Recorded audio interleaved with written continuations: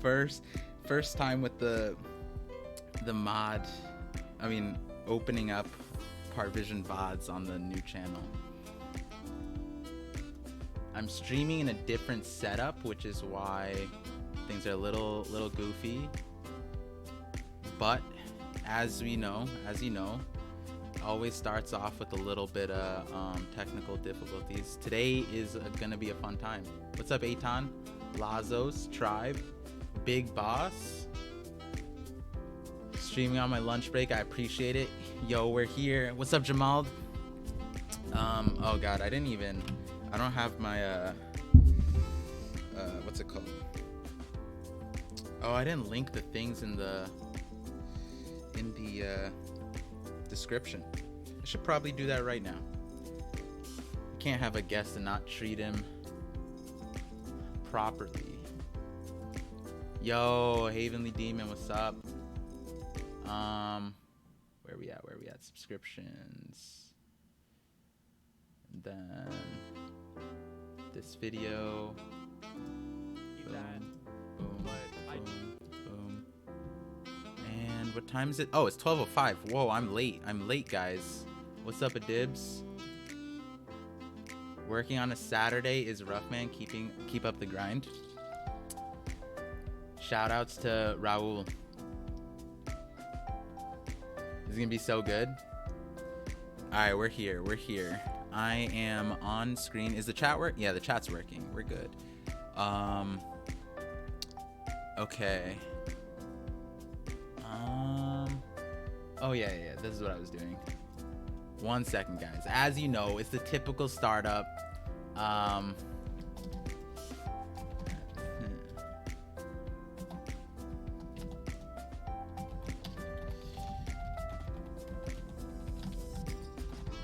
There we go. That's the content creator things that I should be doing more often. Banter life. How are you always here? Banter, how are you always here, but you're not watching the video? That's so funny.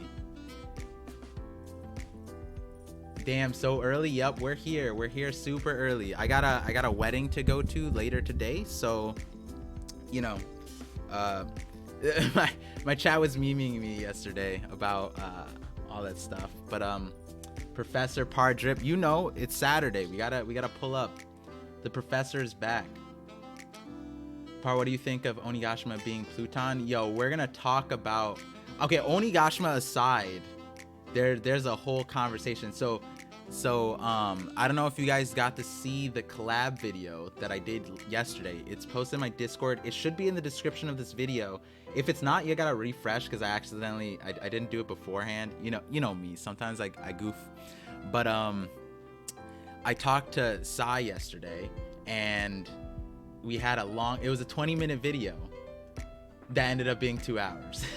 And it was a great time, and we talked about that topic specifically. And we're gonna talk about that today, probably, like the Pluton stuff later. You gotta do a lot of surviving. Yep. Don't get too drunk at the wedding. I can't. My health situation. I can't drink like that. Sai is another one of the favorite One Piece kids. Yeah, exactly. That's what's really fun is meeting new people, and then you're worried. You're like, oh no, is this guy a bully? Is he gonna mess me up? You know what I mean? And then you hop onto the call, and then it's a great time. And what's awesome is more often than not, maybe this should be a filter for people, but when you meet new people, be do you watch One Piece? And then if they say yes, you already know you're gonna have a great time. Yo, Time Lord, thanks for the bit already, bro. We're not even. I've been here for 2 minutes. Marco did say Onigashima, so that's what they're calling it now. Yo, but the thing is, all right. Okay, I saw that floating around. I'm just gonna throw it out there. I don't know if why would Marco know that? That's kind of a big thing to be oh, so they just changed the name of an ancient weapon. You know what I mean? That's a little interesting to think about that. That he would know the name and just be like, oh, whatever, you know, it's just an ancient weapon.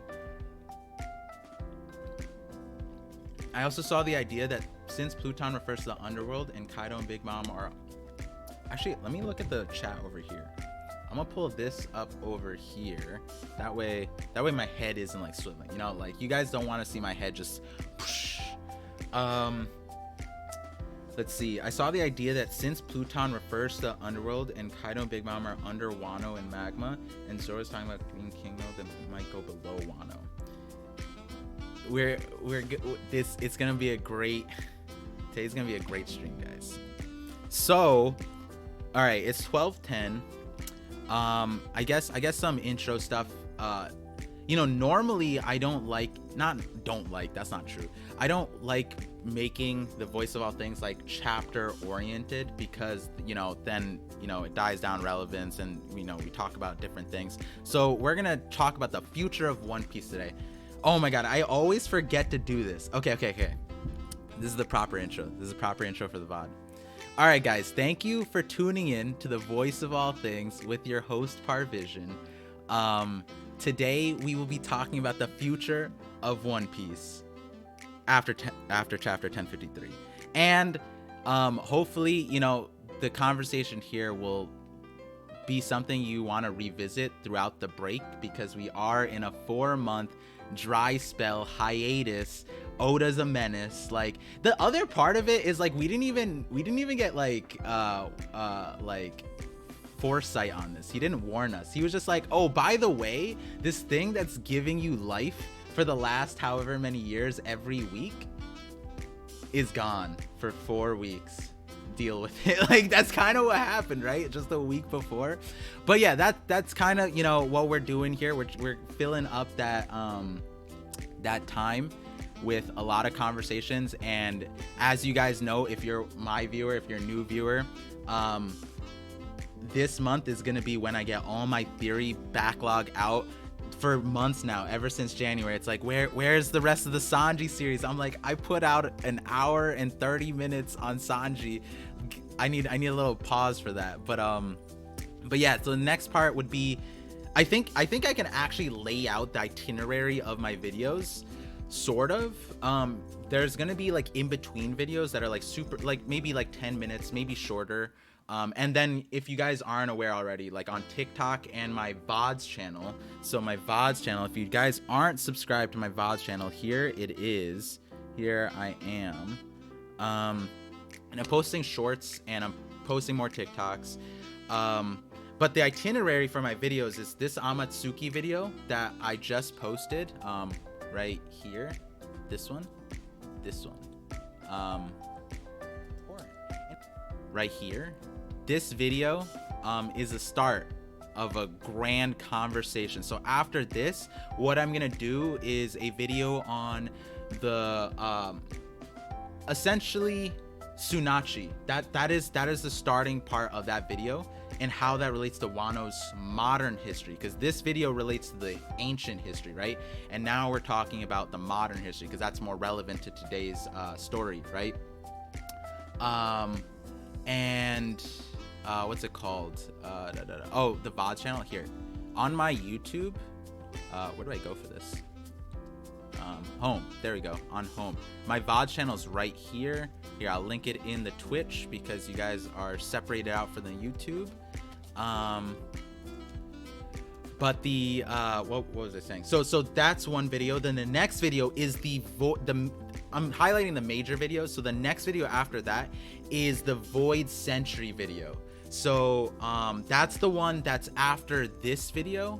I'll actually play a clip from it a little bit later in the stream, because I want to set this up, and I also want to give I want to make this an emphasis point a little bit later.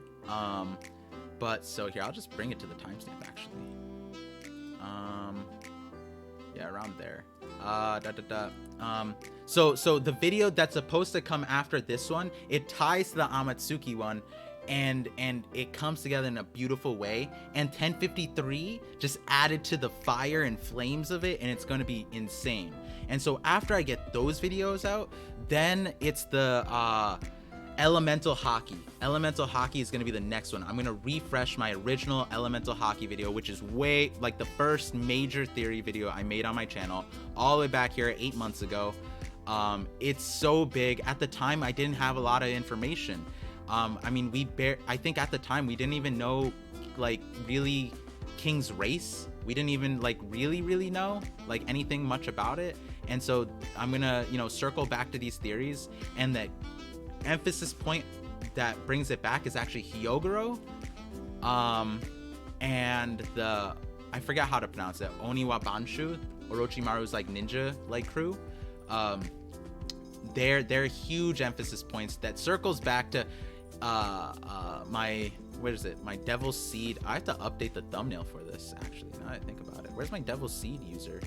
Oh, right here. This is how you know I need to update it. Look how awful this thumbnail is. If you guys notice, my thumbnail game is on point later on, but like back in the day, no wonder it only got 16,000 views, because I was ass at thumbnails. I need help with that. Well, not anymore, but like in the future, thumbnails are really important. Tsunachi banned because Orochi didn't want to relinquish his last name. I can respect that. Yeah, it's gonna be, I want to bring up some interesting points in that video. So then after the Elemental Hockey video, there might be 1 or 2 videos, and then it's the, oh my god, and then it's the Conqueror's Hockey video. But in between that, I still have to finish my Yonko series that concludes with the Shanks video, and that thing is a huge thing. So I have like 3 different lines of projects that I need, like, I don't know if you guys are here. I was like, Oda, please give me some time. And every single time he came through, he gave me a break week. I just didn't know that they were already scheduled, so I felt like Oda was speaking to me. And then I found out like, oh no, that those are already scheduled. But this one was not, and I've been asking for it, and boom, we finally got it. So it's a good time. It's a good experience.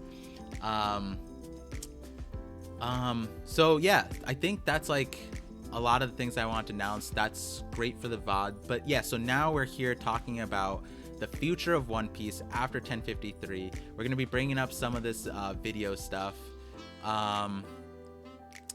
And yeah, so I guess here in the chat, what are your biggest questions about 1053? Things that if you haven't seen my shorts, feel free to like repeat questions. I'll bring them up, I'll answer them, that kind of stuff. Par with the drip today, are the glasses real or just for style? These are blue light glasses actually. So I'm, as you can imagine, I'm at the computer a lot, and blue light glasses, if you're staring at a screen for a long time, they do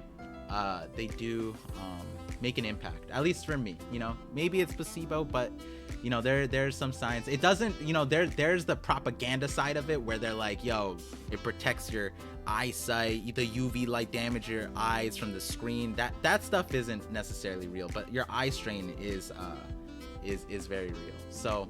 So I'm gonna get new ones. These ones are just like things that I got on Amazon, but I will be getting a fresh pair from what's it called?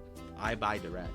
I wish they had a sponsored thing so I could just wear their glasses. True, I use Flux to redshift. Yeah, I have that going on at sunset, like at nighttime, but during the day, like, you know, without discoloring the screen, it just lightly reflects the blue light, so it's pretty nice.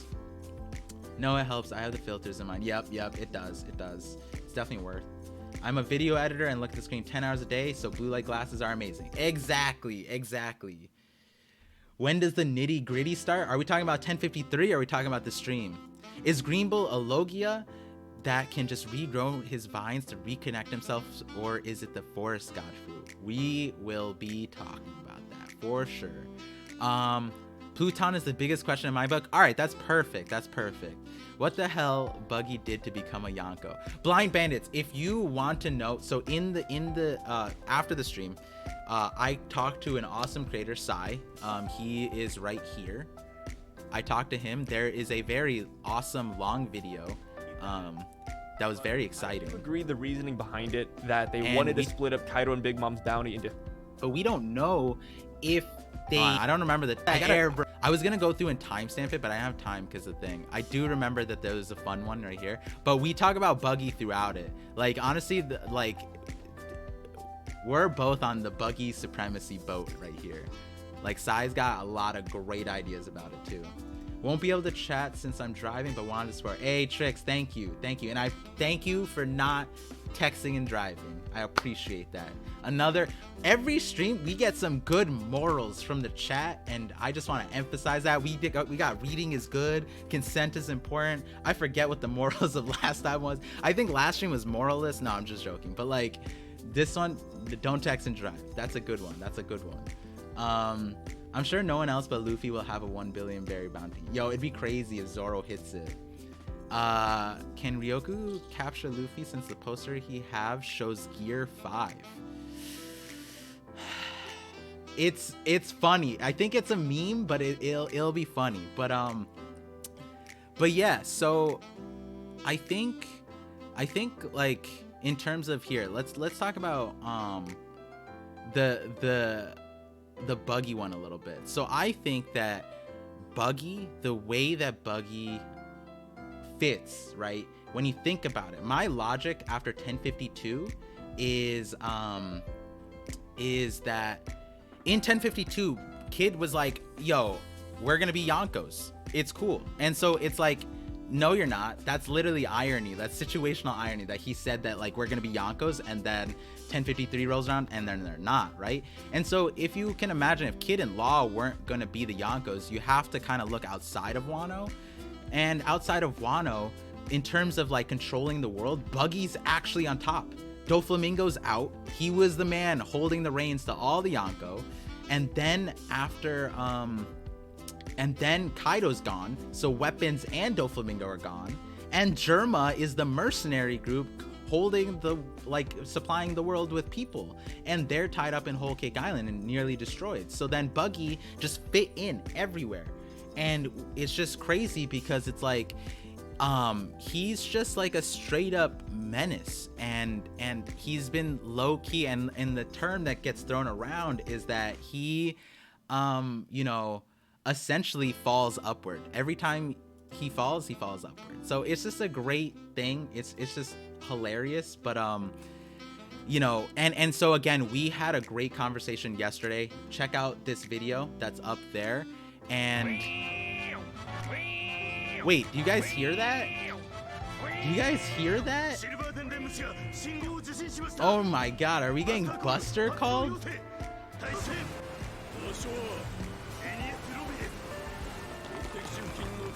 Oh my god, what's happening? We're getting Buster called? I wonder what that is. This is so funny. I edited this video this morning. Yo, the Parvision stream is getting Buster called, the voice of all things. It's happening. All right, and here we are. Oh man, I forgot to mute it on Discord. I just realized that. I'm so sorry. Oh, you're good. You're good. I am here. I am the one that did the Buster call. I destroyed Ednie's lobby. That is me. How's it going, everybody? What's up, Sai? Do you wanna? So as you guys can tell in the video here, oh wait, it's like cropped out. While I do some technical setup, Sai, do you wanna introduce yourself to the stream? Yeah. So to anybody who doesn't know me, I'm a somewhat newish One Piece YouTuber kind of guy. I mainly just do like chapter reviews, and I just talk about it. And I do a lot of spoilers too. I love spoilers. That's like honestly my favorite part of One Piece. Like I'm laying awake at night, every night, just checking for spoilers. And what's awesome is like, I'll say this forever. Like when you guys are like, you know, spamming, not copium, but like essentially that, like, yo, the raid is over, blah blah blah, and I was still on the boat that everyone was awakening and the thing would continue, and not a lot of people could convince me otherwise, but he was the one who, I watched this video. I think some of you guys linked it in my Discord, or I just saw it. I ended up seeing it. I don't remember how exactly it happened, but like he has such a way with like words in terms of like communicating that I there was nobody who could tell me that it was not over, and I just wouldn't hear it. And then I don't know what you did. You used Conqueror's hockey or something, you know? It's that slight observation I could see into the future. Exactly. But the thing is that I actually, deep down, I did want the raid to fail to an extent, but I just knew it wasn't going to happen. Like, I knew in my soul, like, so, it was coming. So I knew that, not that I knew, that's the wrong wording. I didn't want the raid to fail, but I thought that Kaido getting up didn't mean that the fight would continue necessarily. Yeah. It was more like him, you know, like recognizing, like his Joy Boy, defeat. Luffy, that kind of stuff. Because we still haven't gotten that. Like, this man was like, Joy Boy this, I'm Joy Boy, you're Joy Boy, who's Joy Boy? And then he just falls into a pit and he's just like, Joy Boy is the person who's stronger than me. And then now, now it's like, is the volcano is Joy Boy, right? Because the volcano beat Kaido, not Luffy. The volcano beat Joy Boy. Gravity beat Kaido. Like, there's so many things that beat Kaido right now. Yeah. But that's why I feel like he has to come back pretty soon. Like we need to know more from this guy. And it's so. Yesterday in our conversation, you were saying that with Green Bull rolling up, Kaido might be the one to stop him. How do you think that would, you know, come about? So, I mean, there's a whole thing where like people were kind of upset that the raid went under the citizens' noses. Like, oh, these guys weren't involved whatsoever. And I think that's the main point. Like, these guys have went through enough already, you know? Like, they had 20 years of slavery, essentially. And having them not be a part of the raid is significant. That's them getting a break. So why would Green Bull immediately show up just to, you know, mess it up again, mess up the whole, like, these citizens weren't a part of the raid? That's why I feel like somebody's going to deal with Green Bull before he gets there. Like, he's walking through this, like, deserted wasteland right now. He has quite some time before he gets there.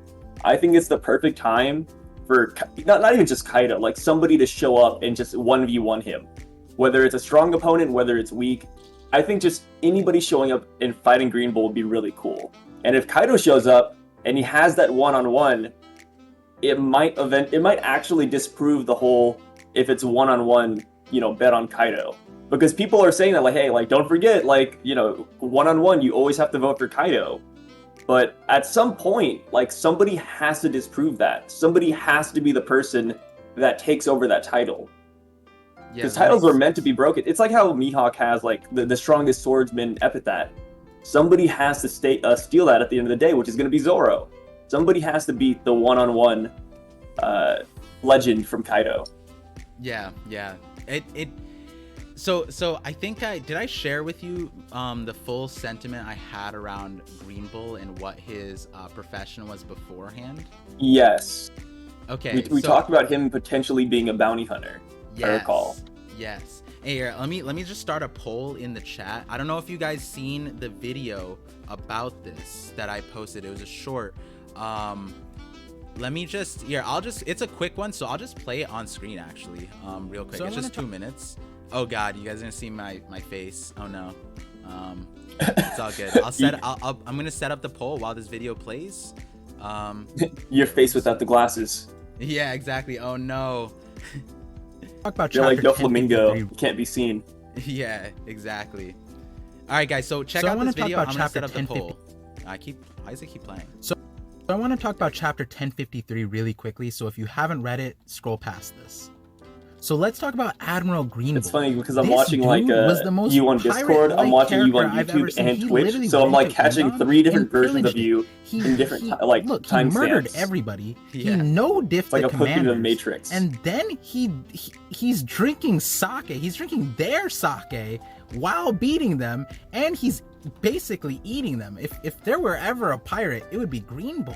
Which is crazy. Why do because all the admirals seem so off Green in Bull the was head? drafted within it's the probably time they're just too strong. So in the last 2 years, I think they're just he became too OP. a Navy admiral. Once you become overpowered, you kind of lose it a little bit. Like, so look at Big Mom and Kaido. He acts kind These of like guys a pirate, are like the strongest out there. So it wouldn't make sense if he were a pirate before he was drafted and then joined the Navy, and that leaves a pretty interesting option.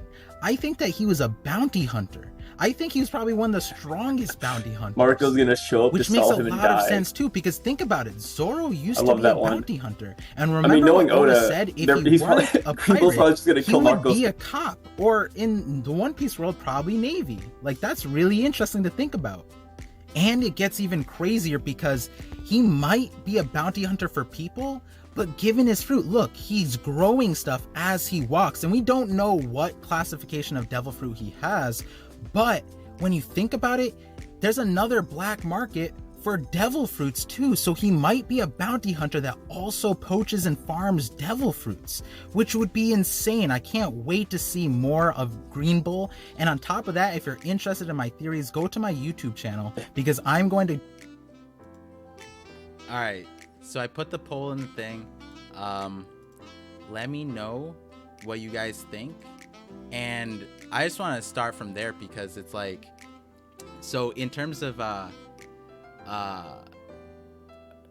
like Green Bull being a bounty hunter, did you agree with that side? Is that take something that you could subscribe to? I could see it. It's not like out of the realm of possibility for sure. We know so little about his character. All we know is that he has this like overt sense of justice, mainly because of Akainu. Mm-hmm. But it had to have been warped at some point. So let's say he wasn't a part of the Marines. Let's say he was just a regular guy, but he was always looking up to him. If that was the case, I could see him wanting to become a bounty hunter just to like gain Akainu's attention. Yeah, but eventually it's like he would have to join the Marines though.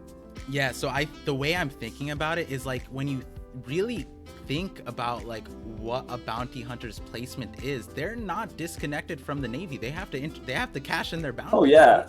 So that's a great way for Akainu and Green Bull to create some sort of relationship, right? Because it's like, if you were a supreme, bounty hunter, and Akainu is like reserved to being the fleet admiral, right? He's stuck at his desk. He's no longer this mob that just flies around and just buster calls places, right? So when you think about it like that, he probably has like his behind, like essentially his own hitman.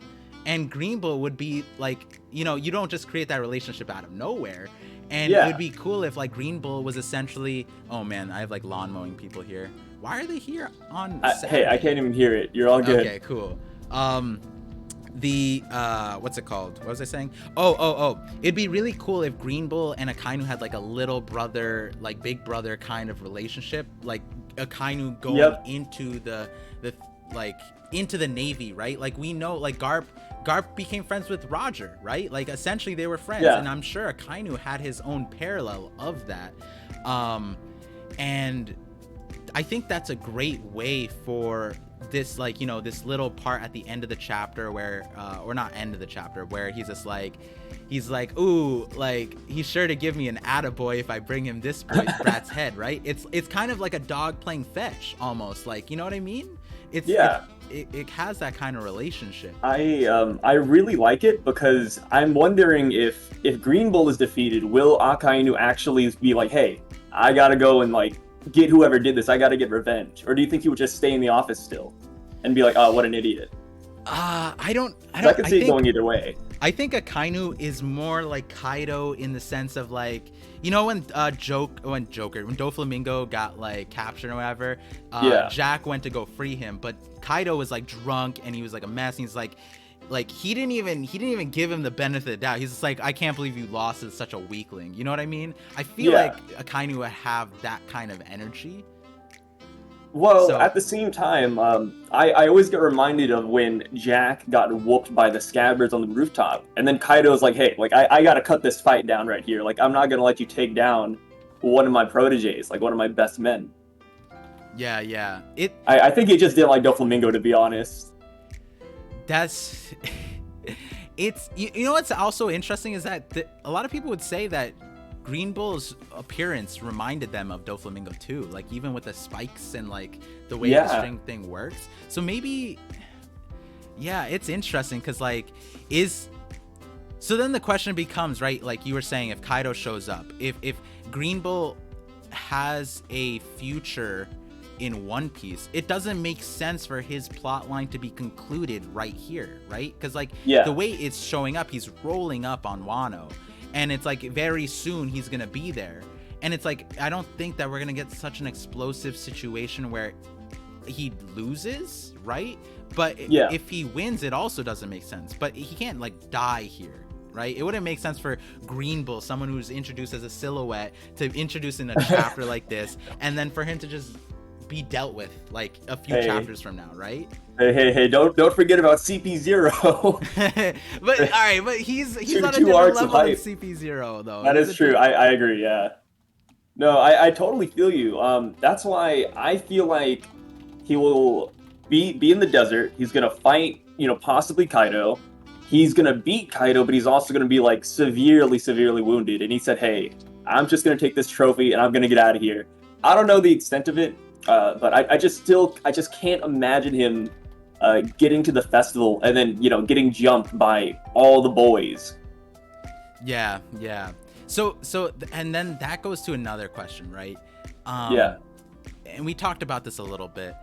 He goes there, and is he slaughtering people, or like is he a good admiral in that regard at least?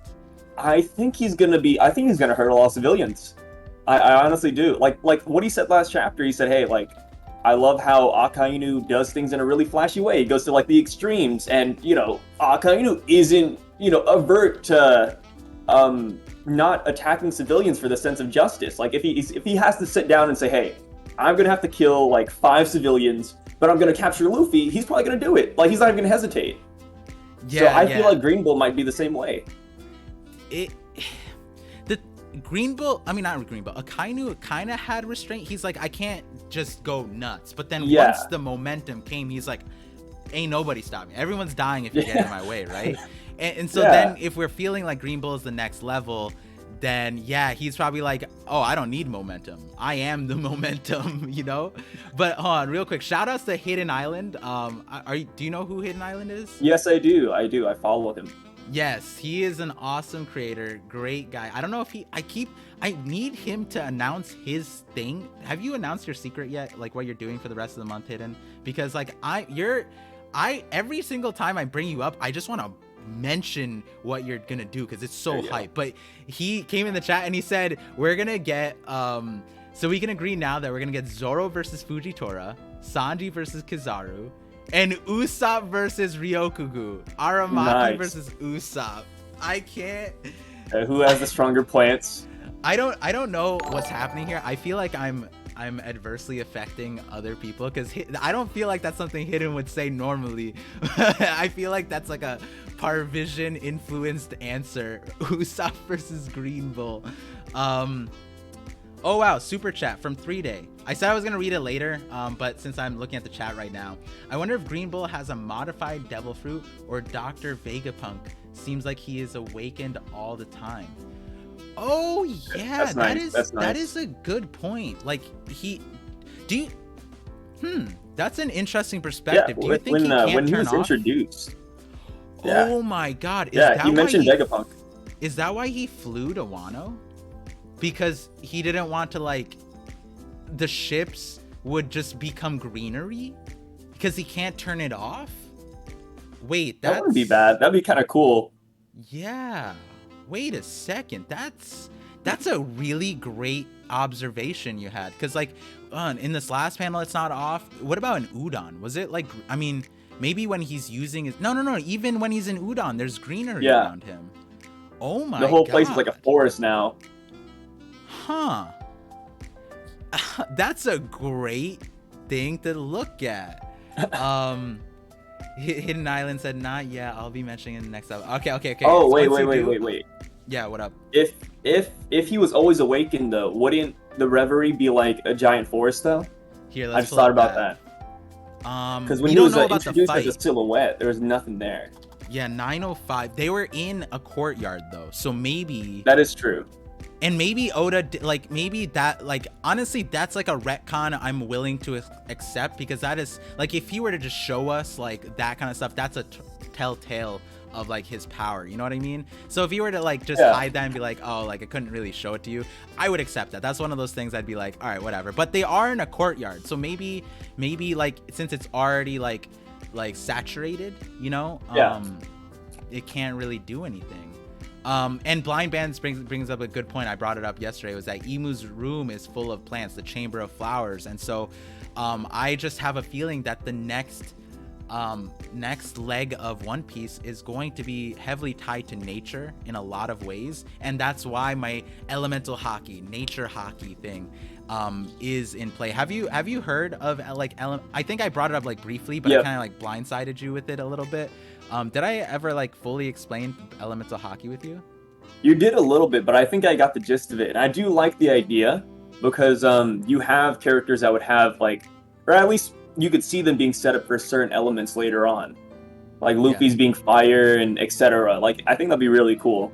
Yeah, and there's a lot of, like, for example, in Marineford, there was multiple pirates, just in the Whitebeard's crew, that just had, like, random powers, and those pirate, like, Whitebeard was like, that whole thing was set up to drip us the future power system, right? Haki. We didn't know what it was while we watched it, but we learned about it afterwards and it made sense. But there's still these missing things, like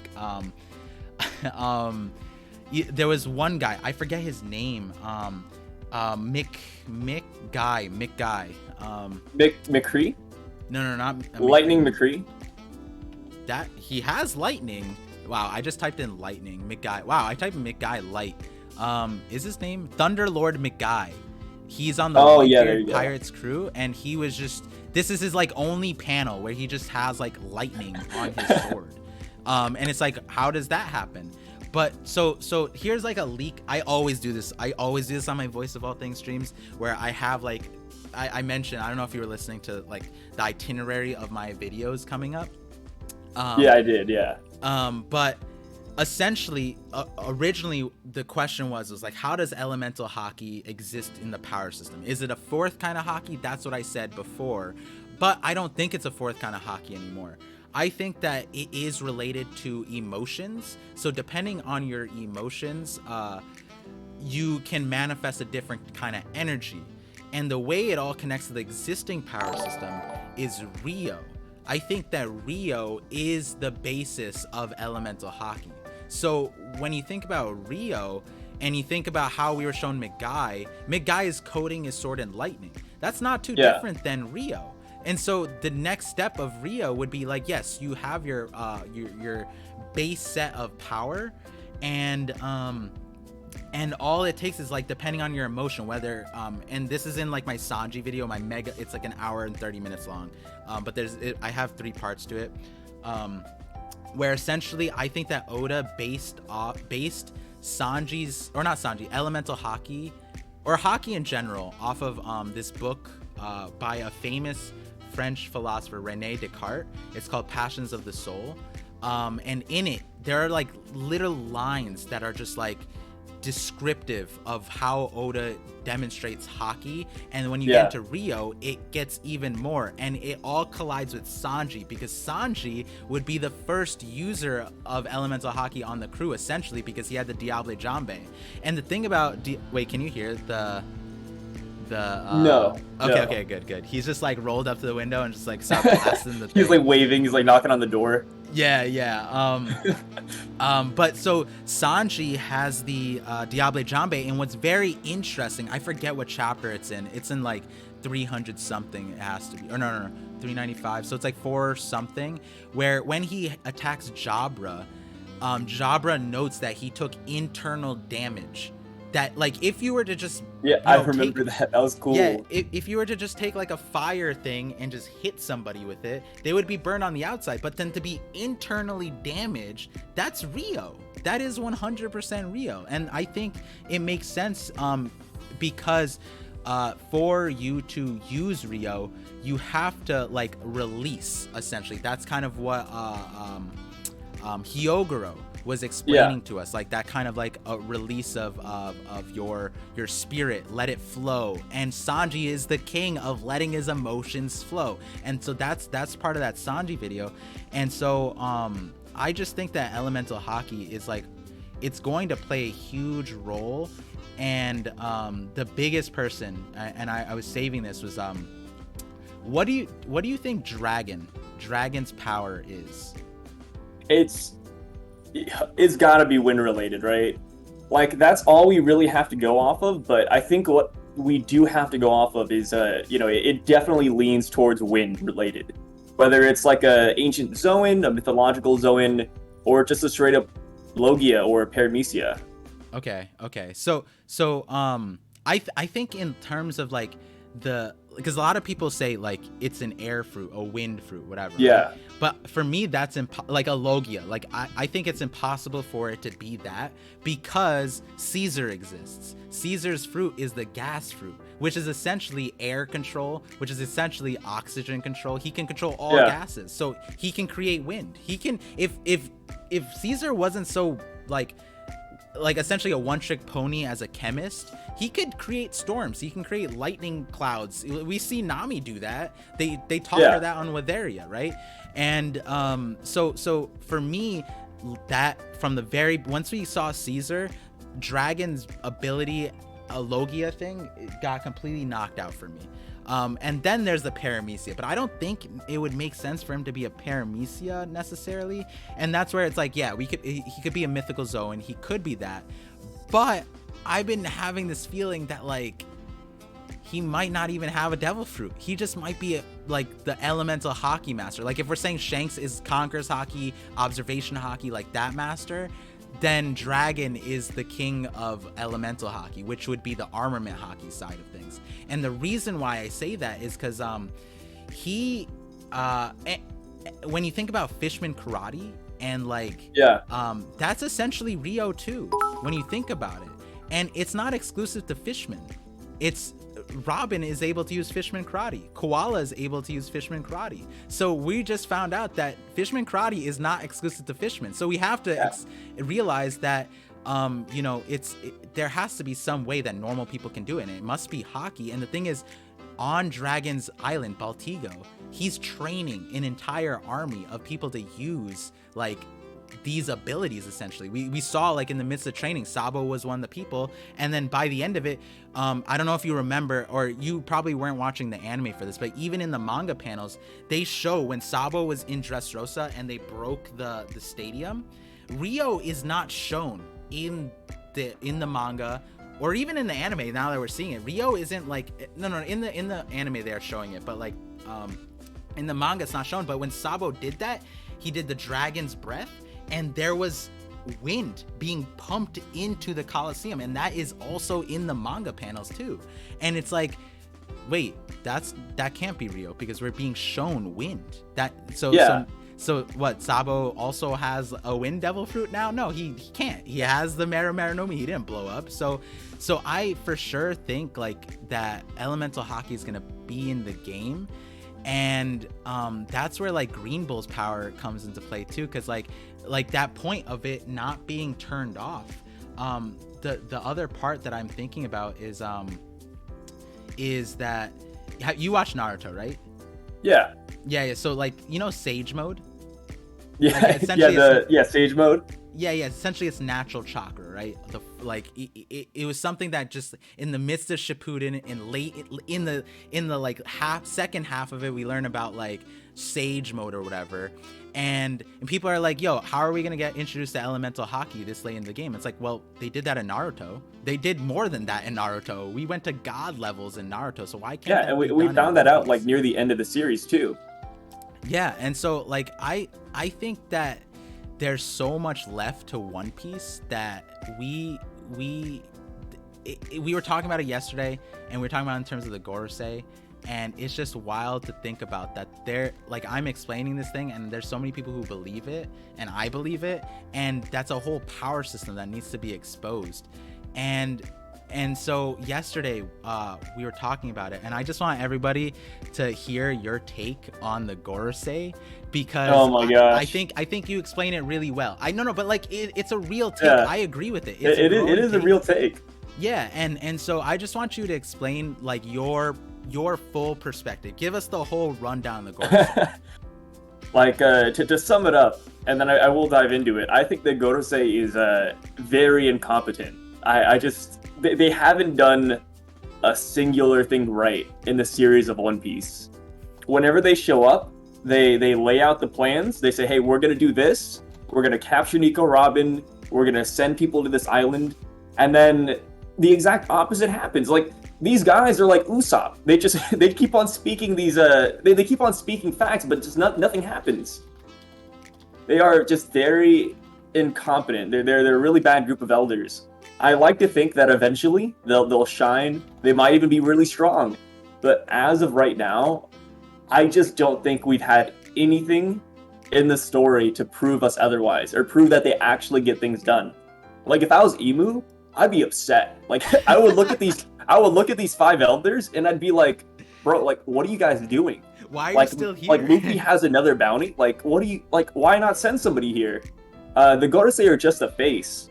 They're definitely just like a head that people like go to, like Akainu goes to them, everybody looks up to them, and they take orders from them.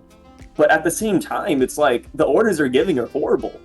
Like, I don't know if these are Emu's orders and he's just a really like bad guy, but the Gorosei have not really done much. I call them the hype squad, because whenever they're on screen, they're just like, hey, Luffy's doing this again. Luffy's bounty is going up. Oh, it's that brat.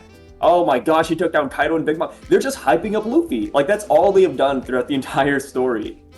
And that has not changed.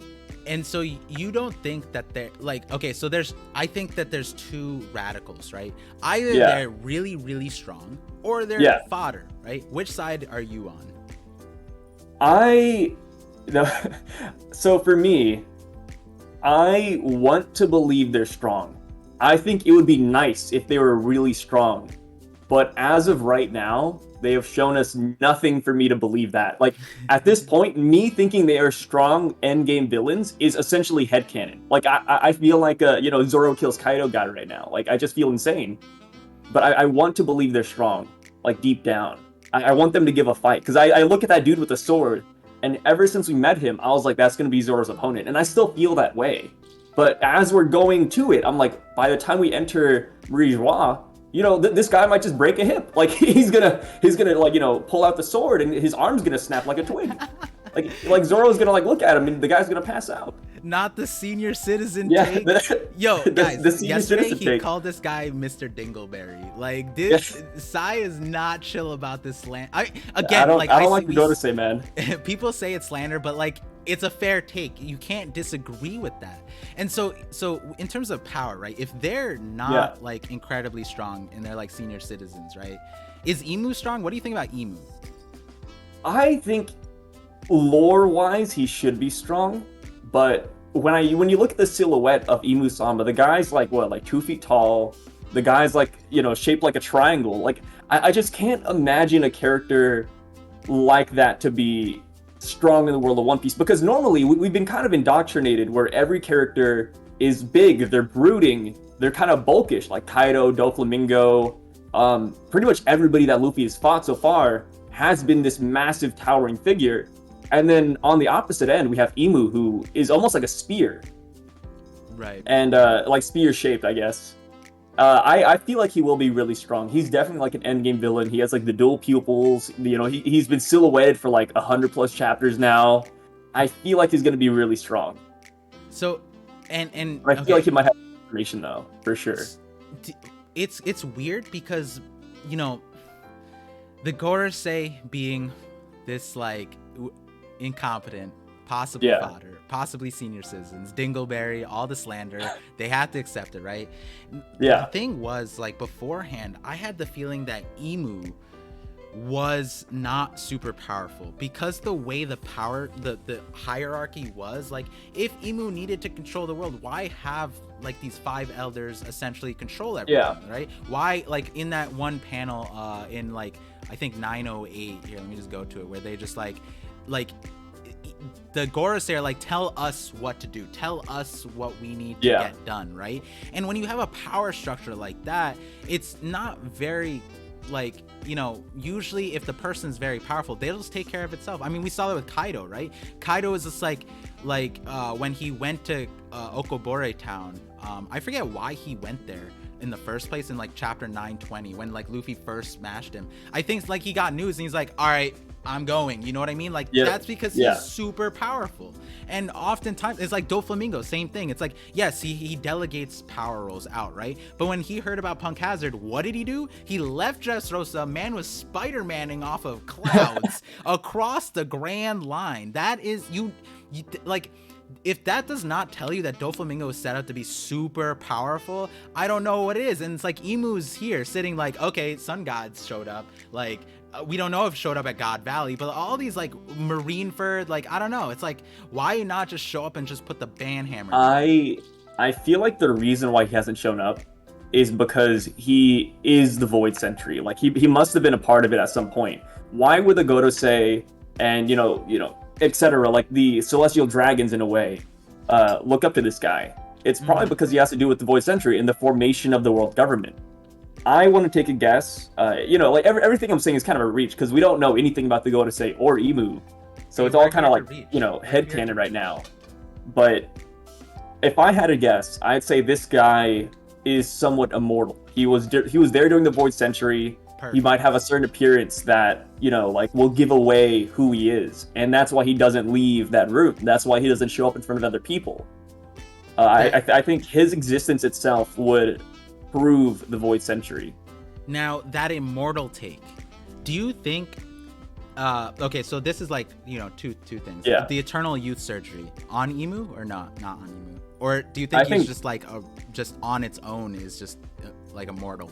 Because Eternal Youth is different from immortality, right? Yeah. So when you said immortal, do you mean like he can't be like killed? Like there has to be like a special like Achilles heel essentially to kill him? Yeah. Or do you think it's just Eternal Youth and that's why they're isolated? That's why they don't go out? I want to say it is Eternal Youth, and I'm also going to say that he didn't want it. He didn't? Ooh. But he got it. Yeah. I'm going to give, you know, like I said, headcanon right here. I'm going to give him a tragic hero to villain backstory. I'm going to say he didn't want to form the world government or do anything, but he was kind of forced upon him. But like I said, all headcanon. Just got to throw it out there. I don't want to seem insane. If I had to take a random shot in the dark, that is my guess. I like that. I like that.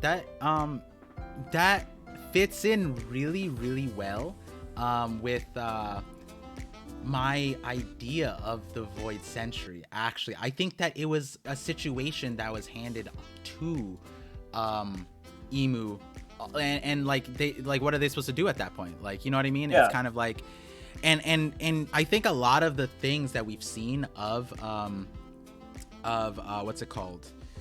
Imu has been a little bit of like a red herring, like, you know, like we're like the posters, for example, like maybe like a lot of things like they hate these people, but another way to look at it is like just like frustration, you know. It could just be like, these were people that I used to be friends with in the past, like maybe they look the same or something like that. Like if Vivi or Shirahoshi is the reincarnation of Poseidon, maybe the original Poseidon was what's it called, very similar, looked exactly the same. And so then, you know, it's like like, you know, frustration. There's a lot of ways we can have that being understood. And so now the question is here. Oh, VRP still put a question in here. And the super chat, I'm gonna get to it. There's a place I want to insert that in. So sorry that I haven't gone to it, Jin, but I'll be getting to it. And thank you guys for chatting. And if you guys you know, aren't aware, I look at all the chat, even like after the VODs. I just like looking through the chat and seeing what you guys said. So please continue to chat, because if you do, I might be bringing you guys up in a future video. Like if you guys see my videos, I'm always like, yo, this person in my chat, and I love having the references. So if you guys do that, that'd be great. And you guys have amazing takes. I'm already seeing a lot of people say a lot of interesting things. Here, before I put in my other question, VR Peaceful said, do you think Emu isn't the bad guy, but the Gorosei are the bad guys? That kind of makes sense with what you were saying, that Emu wasn't in this spot on their own, but is rather being pushed towards a direction. Like maybe this panel that I have on the screen, like where the Gorosei like tell us what light to get erased, and Emu's just like, oh no, they want me to pick somebody to murder. Like I still think it's all Emu-sama. I think he's definitely like, I mean, like if we're going with the tragic villain, hero to villain story, I feel like at this point it's definitely all him. Like he's done it for 1,000+ years. He's witnessed the death of Joy Boy and potentially all of his friends already. Like, why not go all in on the villain aspect? Like, he's already kept the world government in place for so long, he kind of has to continue it. Like, it's all just... Because every century, these guys keep popping up. Like, the, sun god Nikafru keeps on popping up, and he has to extinguish that flame. He has to make sure nobody discovers the ancient weapons. This guy's been doing it for a long time. Yeah. So I think he's kind of, like, indoctrinated into the whole mindset of, dark justice in a way. And so now the next question is, are the Gorosei also eternal youth? Do you think that they're from like the 3rd century? No. The Gorosei, no way. Okay. No, these guys are lame. No. All right. So and that's where like the video will come in, the Amatsuki video, because you saw the thing, and if you're in the chat and you haven't seen it, I'll try to talk about it in a way where it kind of makes sense. But if you haven't seen it, I think this will be a good teaser into you wanting to watch it. It's my latest video, and so I guess the thing that like is weird is that the Gorosei, right? Like, I think that Emu is in the place that they are in because of knowledge. I think knowledge is power, and I think Oda is essentially dropping that, like, their way to maintain power is by preventing people from gaining knowledge about a certain aspect of the world that would give, in a lot of ways empower them, right? Because Roger and Rayleigh, when they were talking to King Neptune, they were like, King Neptune's like, why are you guys are awful people. Why are you guys looking for an ancient weapon of all things? And they're like, it's not the ancient weapon part we're looking for. We're looking for like why it's called the ancient weapon. We're looking for, like who made these, who had these, and why, like, like they're named it, but that doesn't necessarily define what they do, and it's further emphasized by the part. It's like, no one can tell me you can look at Shirahoshi and be like, that is an ancient weapon, like she's a 15-year-old mermaid that's just like crying all the time. That's not an ancient weapon, you know what I mean? And I would imagine that the original Poseidon probably maybe had the same like feeling vibe. Maybe that would be really interesting if we end up seeing the original Poseidon.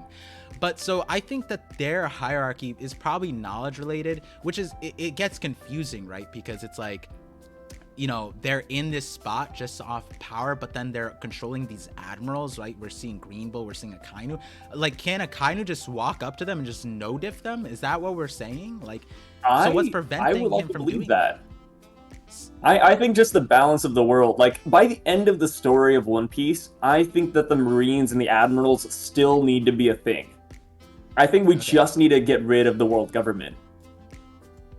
But I don't know what's stopping him though. Like, maybe just like he's afraid of disrupting the world's balance. Yeah, it's weird because it seems like Akainu's more like, this is justice, I'm doing this and I'm right, and it's like, and do you subscribe to the thought that like I think we talked about this, that One Piece movies are, whether or not, even if they're not canon, like Gold, like most of it's probably not canon, right? There's probably not like a Gold Logia just guy that's just like out there. That character is probably completely not canon, but the premise of that, there's some things that are probably canon. And one of the things in that movie was and Oda was an executive director to this movie, by the way. And there's a scene where Rob Lucci walks up to Akainu at his desk and orders Akainu. Oh yeah. And Akainu doesn't. He's just like, who do you think you are? And then Rob Lucci's just like, what, bro? I am. You gotta listen to me. And he's just like, he's like frustrated. But then we see by the end of but towards the end, he folded. He had to listen to Rob Lucci, and that whole interaction was really interesting because why would Oda make such a nonsensical interaction as an executive director of the movie if that is not how it's supposed to play out, right? And so that we see the Fleet Admiral bowing down essentially to Rob Lucci, who's like, we don't even know what his standing is in CP0, but he doesn't have a mask, so he's not even really that strong apparently. And the CP0 is getting folded left and right, like we mentioned before. And then the Gorosei are fodder. So then what is holding Akainu back? It just like, is he just waiting for more green bills to show up, just wild people to just show up and then they just all fold them? But I don't even think that's necessary. Akainu could just walk here, just magma them, and then he could sit on the empty throne, right? Like what is holding him back? There's got to be something that could destroy the Marines or destroy public trust. Just something that the world government is like holding over their heads. Because like you said, like Akainu could like solo Marie Joie. Like this guy could get rid of all of the celestial dragons. He could whoop the Gorosei. He could have even destroyed Rob Lucci in that room if he wanted to. Yeah, and it's so like, weird that, like, you know, it's one thing for Akainu to fold to the Gorosei and Imu, whether he knows Imu or not, he probably does. But, like, it's another thing for someone so far, I'm saying, like, so far down, like, current perspective of Rob Lucci, is so far down for Oda to put that in. And like I'm gonna be talking about this in a future video in the Yonko series, guys, that like there are these certain gems in these movies. Yeah, maybe 90% of them don't matter. I imagine movie Red is gonna be similar. Maybe like 80% of it's not gonna matter to the canon part, but we're gonna be blessed with 20% of canon. Maybe like 25 minutes of the movie is going to be relative to the canon part, right? Or the manga. But it's just, that is the biggest question. If there's a theorist out there that can explain to me, and I'll be trying to answer this question during the break, is like, why is Akainu, why is the, you know, Fleet Admiral side, right? Sengoku is more of a passive dude. You know, he's more like, let's keep the peace, guys. So it wouldn't make sense for him to have a mutiny, right? But Akainu having that, and I see Nature Boy saying Gorosei destroys Akainu, right? I'm gonna give the counterpoint here, but like Sai's take is that, you know, the Gorosei is fodder, and I, like if you heard the earlier part, like I can't disagree, right? And if I put my 2 cents in, it's not like maybe he wouldn't disagree either, but we can't deny that at least they're incompetent. At least that they're incompetent. All the way from Ohara, they're incompetent. And why do I say that? It's because what are we seeing in 1052? We need Robin. Where's Nico Robin? Eni's lobby. Robin, right?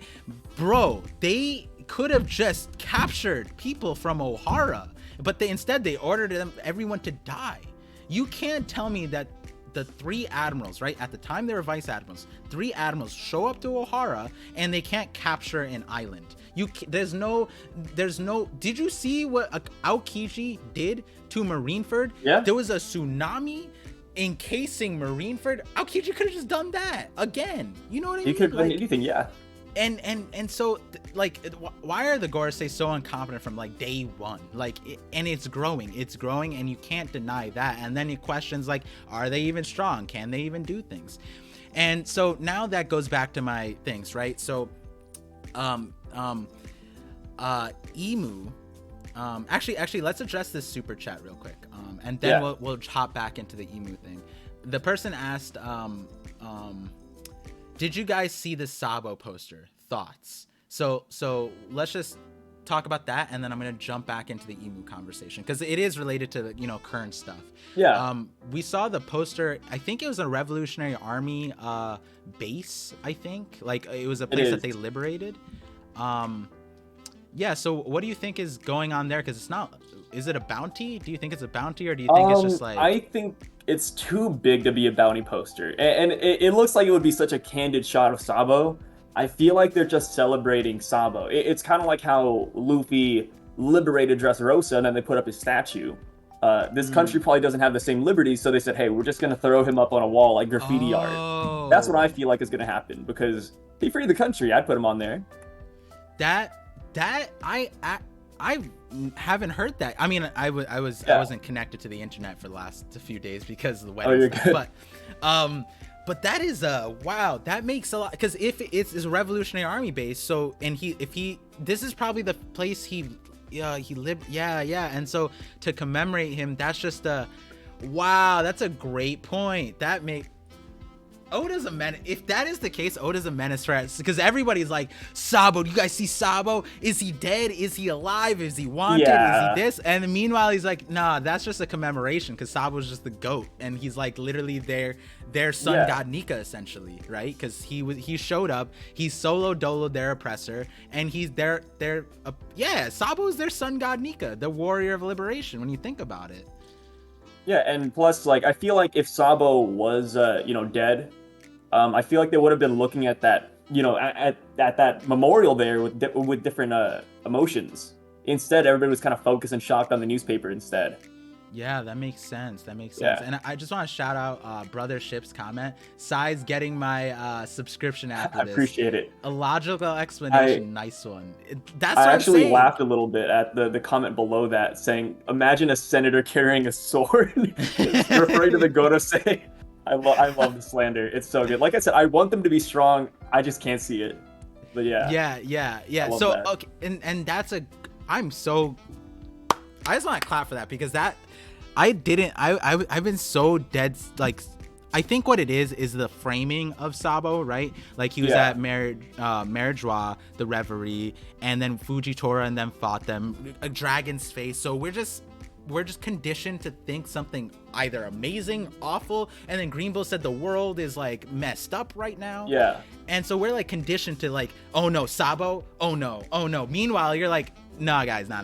That is just because he saved them. Why wouldn't I? Would do the same thing. If someone saved me, I would put their picture up too. That makes so much sense. I'm so glad you said that. And plus the way it's framed, it feels more like an Easter egg more than like Oda trying to like show us that Sabo might be gone or dead too. Yeah, makes sense. It's like Panda Man showing up in a chapter. And so going back to the senator carrying a sword comment, that is hilarious. So you said the Emu probably is from the Void Century, right? Mm-hmm. And let me just quickly figure out how I want to go about this. So that actually ties into my elemental hockey thing, where do you think the Gorosei or Emu, do you think they have devil fruits? I feel like Emu does, but at this point, I don't think characters need devil fruits. It's like you said with elemental hockey. It could tie back into that too. Like even Kaido said it, that hockey conquers devil fruits, and I agree, because Roger didn't have a devil fruit, and that guy he became king of the pirates. And hockey, in my opinion, having that being stronger than devil fruits is a really good story aspect, because it doesn't bring in like luck per se. Like, oh, this guy's lucky because he has a good devil fruit. I don't think Oda would write a story like that when he wants a lot of things to be equally accessible. So having hockey, something that you can train and get better at over time, being the main crux of your power and stronger than devil fruits, is really nice. So I would love to see another character who solely has hockey, because every enemy we fought so far has like a devil fruit that was a menace to Luffy and his crew. I think it would be really nice to have like endgame villains only have hockey, like like someone to like almost mirror Roger in a way. And that is it's funny how you naturally went to the elemental hockey thing. Now it's like there, because that is quite literally my logic line for why in the end stage, right, the entire story has been devil fruits progressively, like Logia solos pre-time skip, and then afterwards we get hockey and no longer it's powerful, but then we get Paramecia awakenings, we get mythical zones, we get god fruits and all that stuff, right? But my take has always been that devil fruits, well, not always, but after time skip, but devil fruits are essentially training wheels for peak hockey, meaning like they're essentially hacks. Like, you don't have to do any training to get this absurd power, but if you were to put in the work and time to train, then you would be able to access powers even greater than the devil fruits allow you. And how do the devil fruits work, right? We are further understanding that they are lineage factors extracted from an entity. And we now know with sun god Nika that sun god Nika was a human that had its lineage factor extracted, which implies that Nika was a person. All the powers we saw out of Luffy in Gear 5 are all things that a human is physically capable of. It wouldn't make sense otherwise, because that's how a devil fruit is a lineage factor that is extracted. So it wouldn't make sense for it to not be the power. The same notion of Kaido's fruit. It's just the dragon, you extract the lineage factor, and boom, you get Momo, another dragon that can do all the same things, right? And so what that means is that humans are all humans, not just Sun God Nika. All humans are capable of doing what Gear 5 did. But what stops all humans from doing that? You need time to train. You need an understanding. You need a certain like hockey disposition. Whether Conqueror's hockey is necessary, we're not sure yet, right? But that's why I think that back in the day there were these mythical people, these people that reached the pinnacle of like humanity or whatever, right? Dragonhood or whatever, right?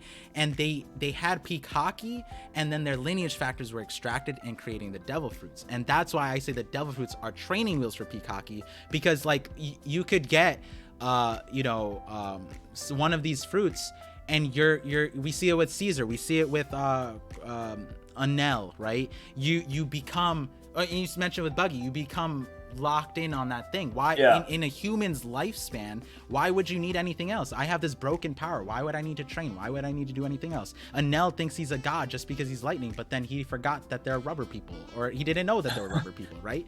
And so that's where my thought goes, because we understand, Oda told us that the normal lifespan for humans is like 140 years old, or 139, and Dr. Kreha is the exception to that.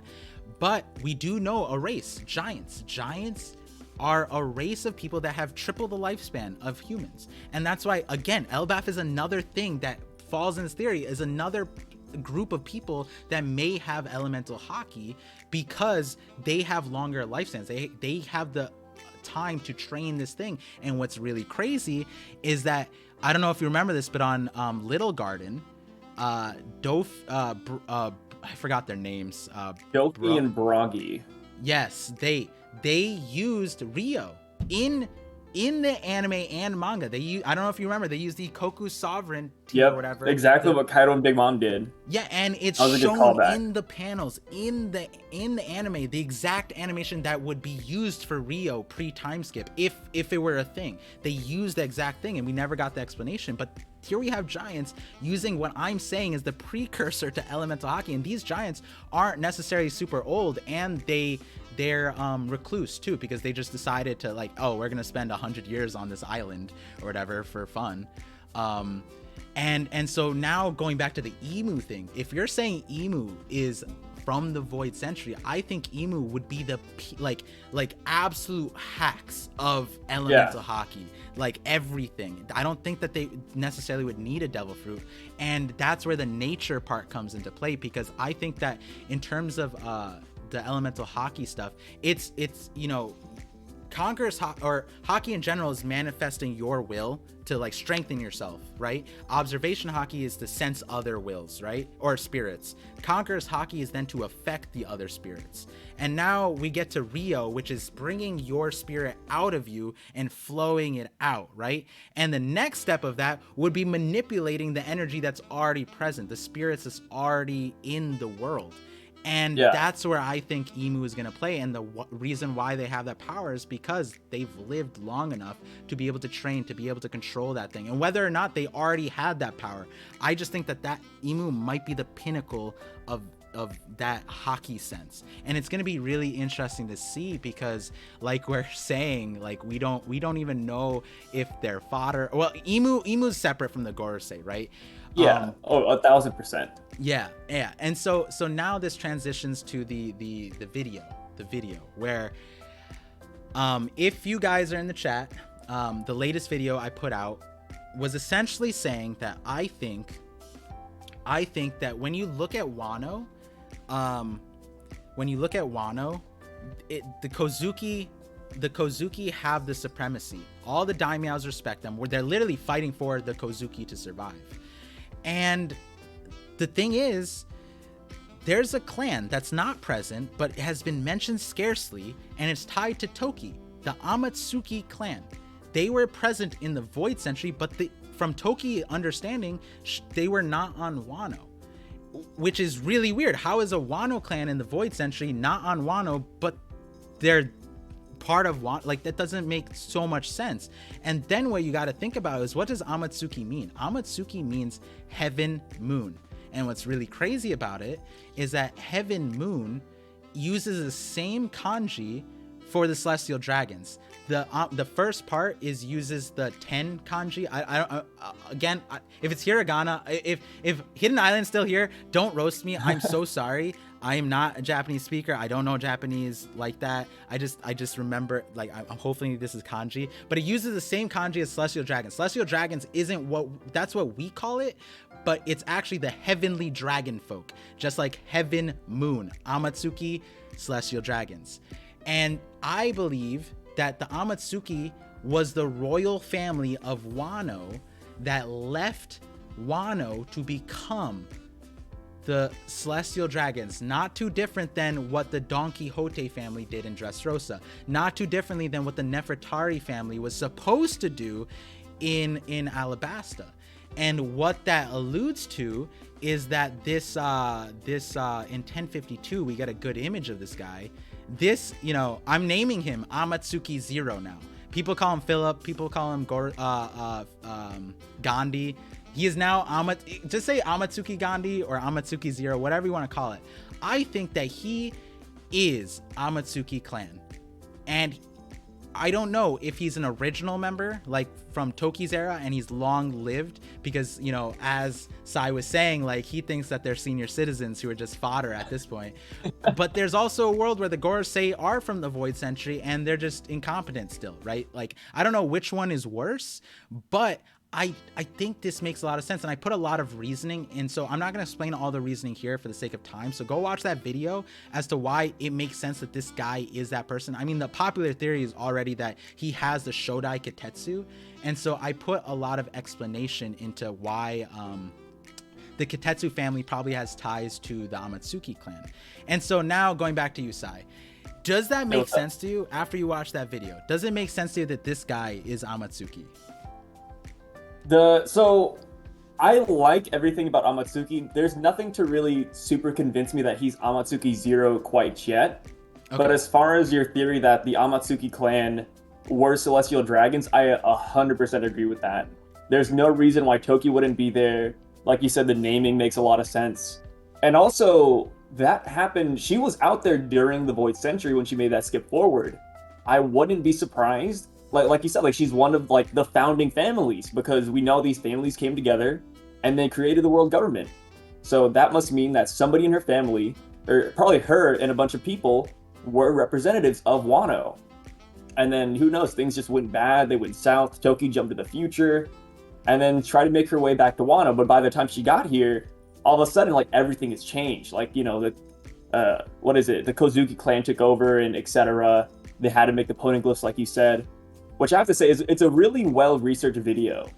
Thank you. And you're really knowledgeable about One Piece, because whenever I watch people that do theories, you guys can always, like, pull, like, the chapter numbers. Like, I think earlier you mentioned the chapter where we were introduced to the Green Bull silhouette, and you had it like that. And I was like, well, how do you do that? Like, I'm like scratching my head. It's like, well, like, I would not have guessed that.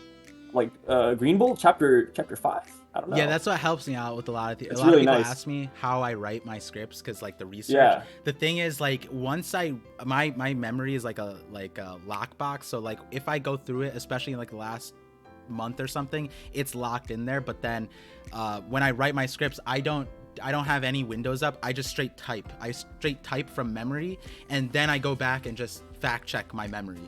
And yeah, it's a lot faster that way. And for the most part, it's pretty simple, because I'm usually right, just like the chapter numbers are off a little bit if I bring up the chapter number. But thank you for that. Yeah. It's the so with this dude, right?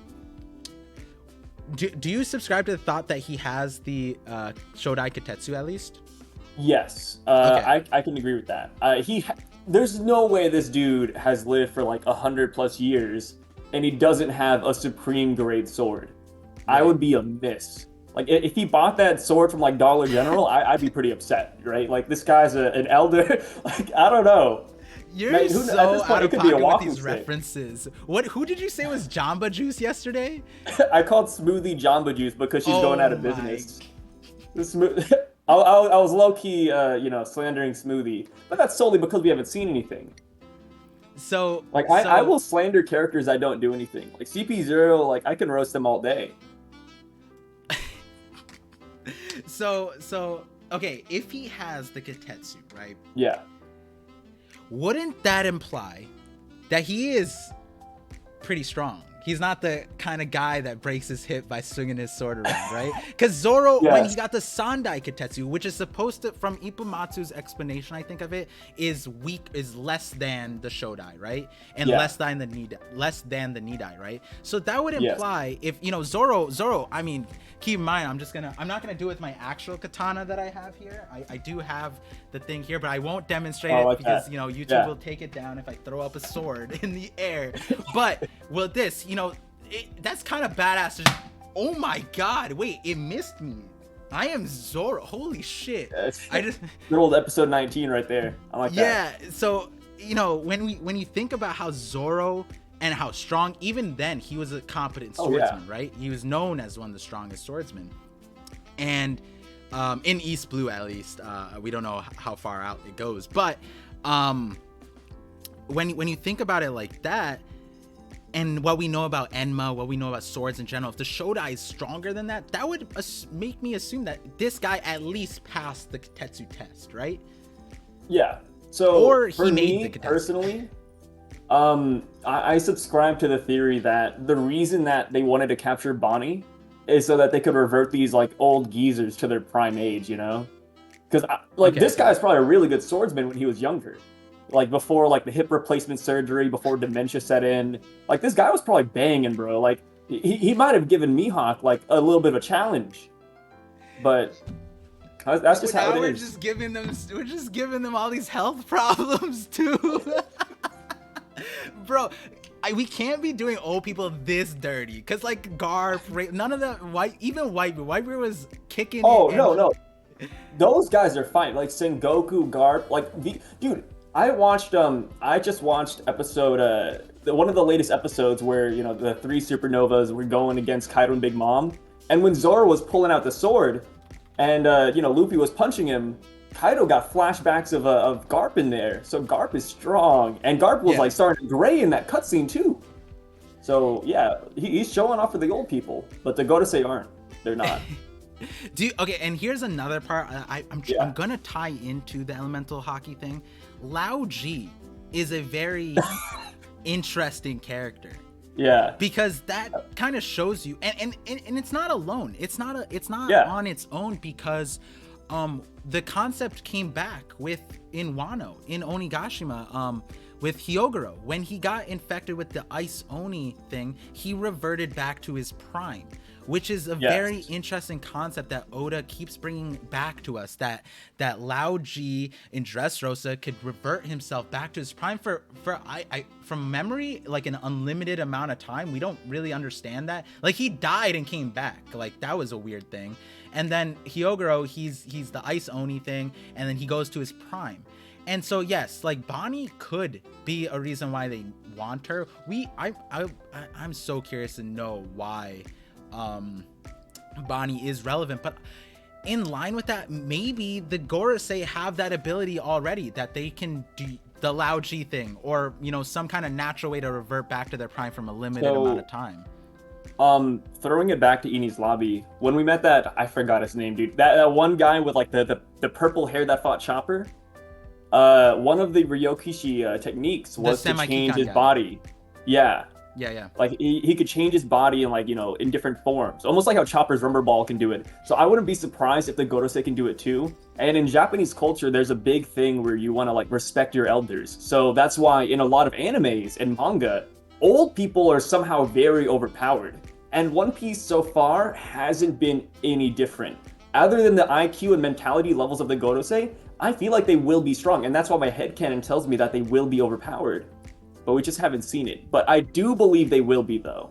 I don't, the chat, some of my, mods and whatever could probably tell I got really excited by you bringing up Semi-Kikan, because I was leaving that out there, but that is a core part of the devil fruit hockey training wheel for peak hockey conversation, the giants learning the elemental hockey, the age related part, because what I forgot his name too, but the Semi-Kikan guy, what he said was 1,000 years on the sea, 1,000 years in the mountain, 1,000 years like breathing air, that kind of stuff. You can learn to control all parts of your body, and like to the point where he could stretch everything, right? And he clearly, was ahead of his time in that regard, because he's not that old, but he could at least control his hair to a certain extent. And then we saw Rob Lucci using that technique to essentially force his body into like a semi-hybrid form, he was already in hybrid, but then he made himself like a skinny fast form, which I bring up in that video because that's essentially what Chopper does too. Chopper has us like his rumble ball is essentially like forced Semi-Kikan. And that the whole part of that is that to achieve that, the way it was described is a sage, like essentially a sage thing, and that's what connects back to the Naruto thing, like sage chakra, sage jutsu. And so I think that is the premise of if you are a sage to a certain extent, that's what allows you to, it's one thing to, I forgot again the purple haired guy, someone in the chat I'm knows gonna his look it name. up on the side. Yeah, so he stopped calling him the purple hair guy. It started with a K though. Kumadori, I think. I think it's so. It is. Yep, you got it. Kumadori. Nice. All right, so Kumadori, he could just control his hair, right? But now imagine, and this is where it gets to Sun God Nika, right? Because he can stretch. I'm not talking about Luffy, I'm talking about the original Sun God Nika. It makes sense if Sun God Nika was a Semi-Kikan master. And that is why he's able to morph his body however he pleases, however he wants, because he's a master of that. And then the part where elemental hockey gets extended is that, like, how does a fruit like Aokiji's, for example, exist, right? Well, if you're a master of Semi-Kikan and you know your body really well, and let's say you're a sage that spent all their life in the North Pole on ice, right? You would then understand the energy of ice because you're a sage. You learned it. No, like if I went to a regular place, nobody would know ice better than the guy who stayed in ice for his whole entire life, right? And so if he knew Semi-Kikan, he could then transform his body into ice, and that's where I think the Paramecia stuff and Logia stuff, that's where that came from. And we have examples of that with I have this thing called Devil Seed users. Essentially people in the verse who have powers but they don't have devil fruits. My favorite example is Paulie from Galila. He has the rope. He's essentially Doflamingo but with ropes, and he doesn't have a devil fruit. He does not have a devil fruit, and he, like, if he had hockey or whatever, and he were turned into a devil fruit, I would imagine you'd get the rope fruit. Like, that's how I'm understanding it. He would be the precursor to a devil fruit. It's just interesting to think about because these characters, the Gorosei, like, I feel like they have to be strong, and like and the reason, and I'll emphasize this again, is like, we're going to the last saga. They're built up to be the last antagonist, not the last antagonist, but a major antagonist. And it doesn't make sense for them to be complete fodder in this regard, right? And I think these not obscure, but these like Semi-Kikan, right? Doesn't it make sense if the CP9 and CP0 is underneath the Gorosei, right? So their power structures are more related to what the Gorosei are probably capable of, right? So we haven't seen Semi-Kikan in a long time, but we might get that come back with when the Gorosei come back, and these other things like elemental hockey and that kind of thing. So it's very, very interesting to think about. And I just want to read out this comment because this will be a great thing. I'm gonna play this video in a second, and Sai, if you can watch it while you're on stream, I'm gonna mute it so then everyone can just hear the audio of it. and then I'm gonna get to the other bits. I'll do the other bits first because we're talking about elemental hockey. But he asked Time Lord. Thank you for the bits, by the way. He said, do we know what King Elizabello's King's Punch is made of? Elemental hockey or Conqueror's coding? So I'll just answer that real quick. I am going to bring him up in a future in the elemental hockey video, actually. I don't think it's I think it's a mix between. I think it's a great way to introduce the air stuff, because when you think about Whitebeard's power is shown in the very same light as Advanced Conqueror's coding. And then also Sengoku, as a Buddha, the Buddha fruit, he just automatically gets this power. So it's weird because we know mythical fruits also get a mythical power alongside it, like Yamato's Ice Breath, Kaido's Boro Breath, and Lightning and whatever, Luffy's Rubber Part. These are all mythical fruits that get a second, like a mythical ability tied to it. And so King Elizabello's punch, I think, has to relate to like air pressure, and that's where Conqueror, I'm not gonna leak too much because it's not gonna make sense. I'm gonna have to over explain to bring you along with the theory, but I do think that Conqueror's coding relates to like air pressure, and possibly like atmospheric pressure, if we were to say, and the idea, this is why it has to be in a video, but yeah, I'll leave that for the video. I'll just leave it there. Atmospheric pressure, air stuff. So we'll get that to in a little bit. But here's a great segue. So Time Lord, also again with the bits. Time Lord's my bit Santa Claus in Twitch, by the way. So if you ever see him, I know Sai also streams on Twitch. So if you ever see Time Lord in the thing, you know, he's a great guy, great mod, you know. Heard that. Wait, actually, I don't think I have a mod. I said that. Now I have to give a mod if he's not mod. All right, he's not mod. I am so sorry that you're not mod. You've committed. Yeah. That is how people get mod. I just, you know, essentially just put myself in a hole and I just make people mods.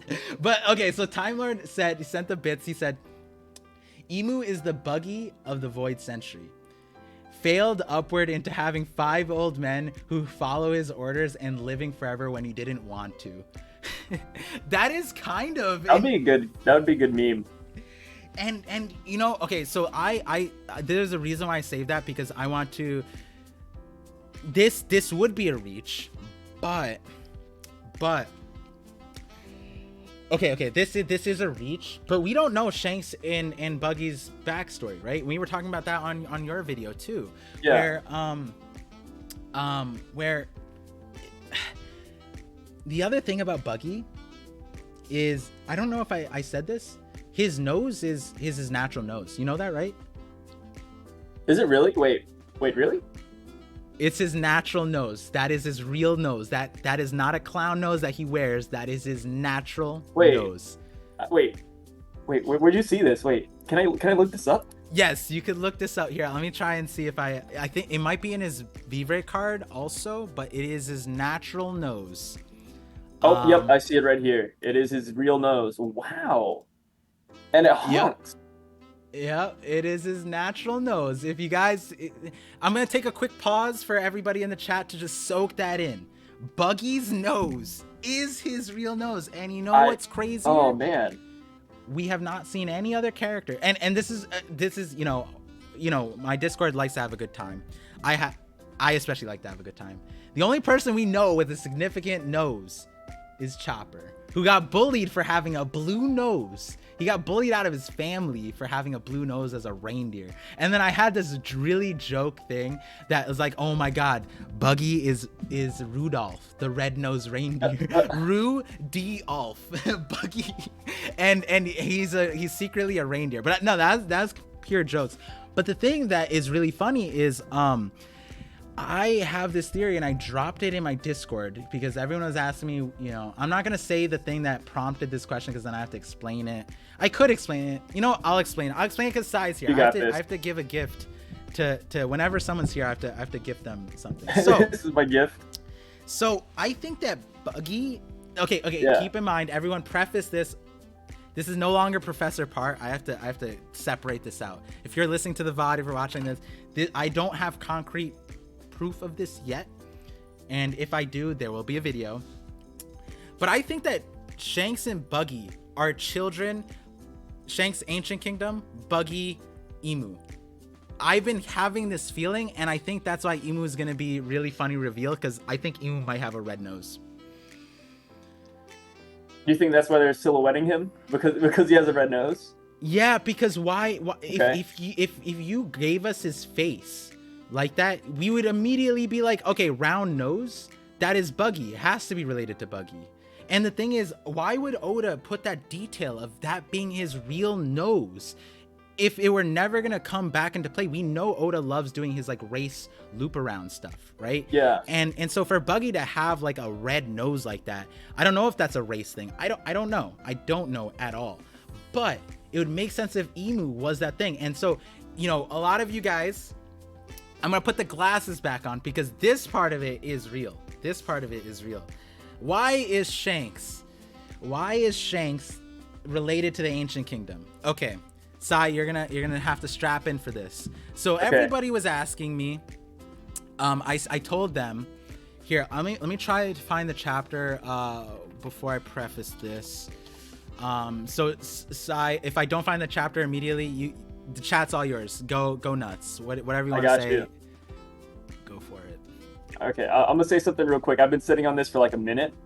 Okay. We brought up Mick Guy a while ago because of his lightning, but if you look closely at Thunderlord Mick Guy from Whitebeard's allies, he looks exactly like the representation of Zoro's swords that Oda drew.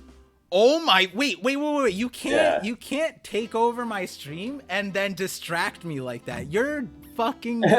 Oh Wait, no, it's my! true. I looked it up. So if you look up One Piece Zoro's swords personified. Oda no, I know it. Drew I have it in memory. SPS. Yeah. Oh my! His sword of Shisui, I believe it's Shisui. Yeah. Looks exactly like Migai, which I think is so funny. He has the mustache, the chin, the hair. Oh like my god! Wait. Yeah. Okay. Sai just got. I don't know what reward. Like if I could give you a cookie, if I could make you a cake, that shit is nuts. What the heck, guys? Look at this. Holy shit. Okay. I need a walk for that one. I've been looking for this guy this whole time, and I just tell you McGuy, and you're like, wait, that shoe. I can't believe it. I can't believe it. You just no diffed my. Hey! You hit me with the Buggy is a different race thing. So that was my reward. I never thought I'd heard the Buggy's nose is real thing, and also like the Buggy potentially being a race. Do you have fake glasses to wear? Can you just put them on and re-say all that? We need Professor Sai up in this shit. I'm joking. You don't need to do that. I have these glasses right here by my desk, but it really just makes me look like a stoner or something. Like I'm drunk. It's good. I wear this at night when I play Apex Legends. So this is I can't believe. You guys know in my Amatsuki video, I was literally saying I'm looking out to figure out who these other guys are, because this, I guess I gotta bring it up since I brought it here. This guy looks like here, I could pull it up right now.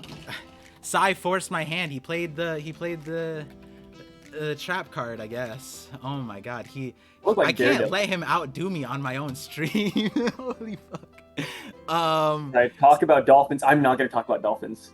Don't say that, Don. Professor Part and Party Sai. I like that. So the Amatsuki silhouette, right? Do you see this? This is really similar to the personified of Kitetsu, and it matches the top knot. And we know Kozuburo was, Wado Ichimonji, and we got the same thing. And they're not exactly like perfect, but they're similar. You can get the idea. Same thing with Shusui here. Guy, oh my god, wait, this is one of the best voice of all things streams. I love this. This is incredible. This is great. What were we talking about before? Oh, I was looking for a chapter. All right, take over the thing again. I swear to God, if you drop another one of these things in my stream, oh my, you're gonna have to just take over my channel, I guess. I'm trying to think of what else do I have.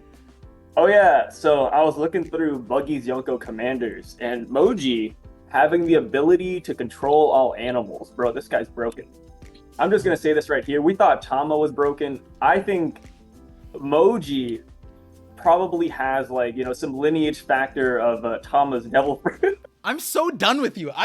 Why? You know I'm trying to connect these.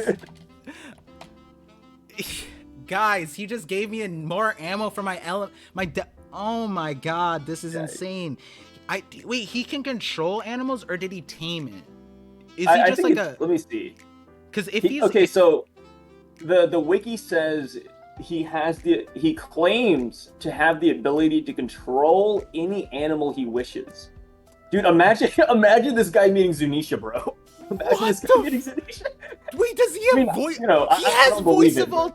I think it's okay, funny. You need to make this video. If you're not on TikTok, if you don't hilarious. make shorts, you gotta make that video right. Dude, I don't make series, man. This is all you. You just gifted me gold. He has voice of all things.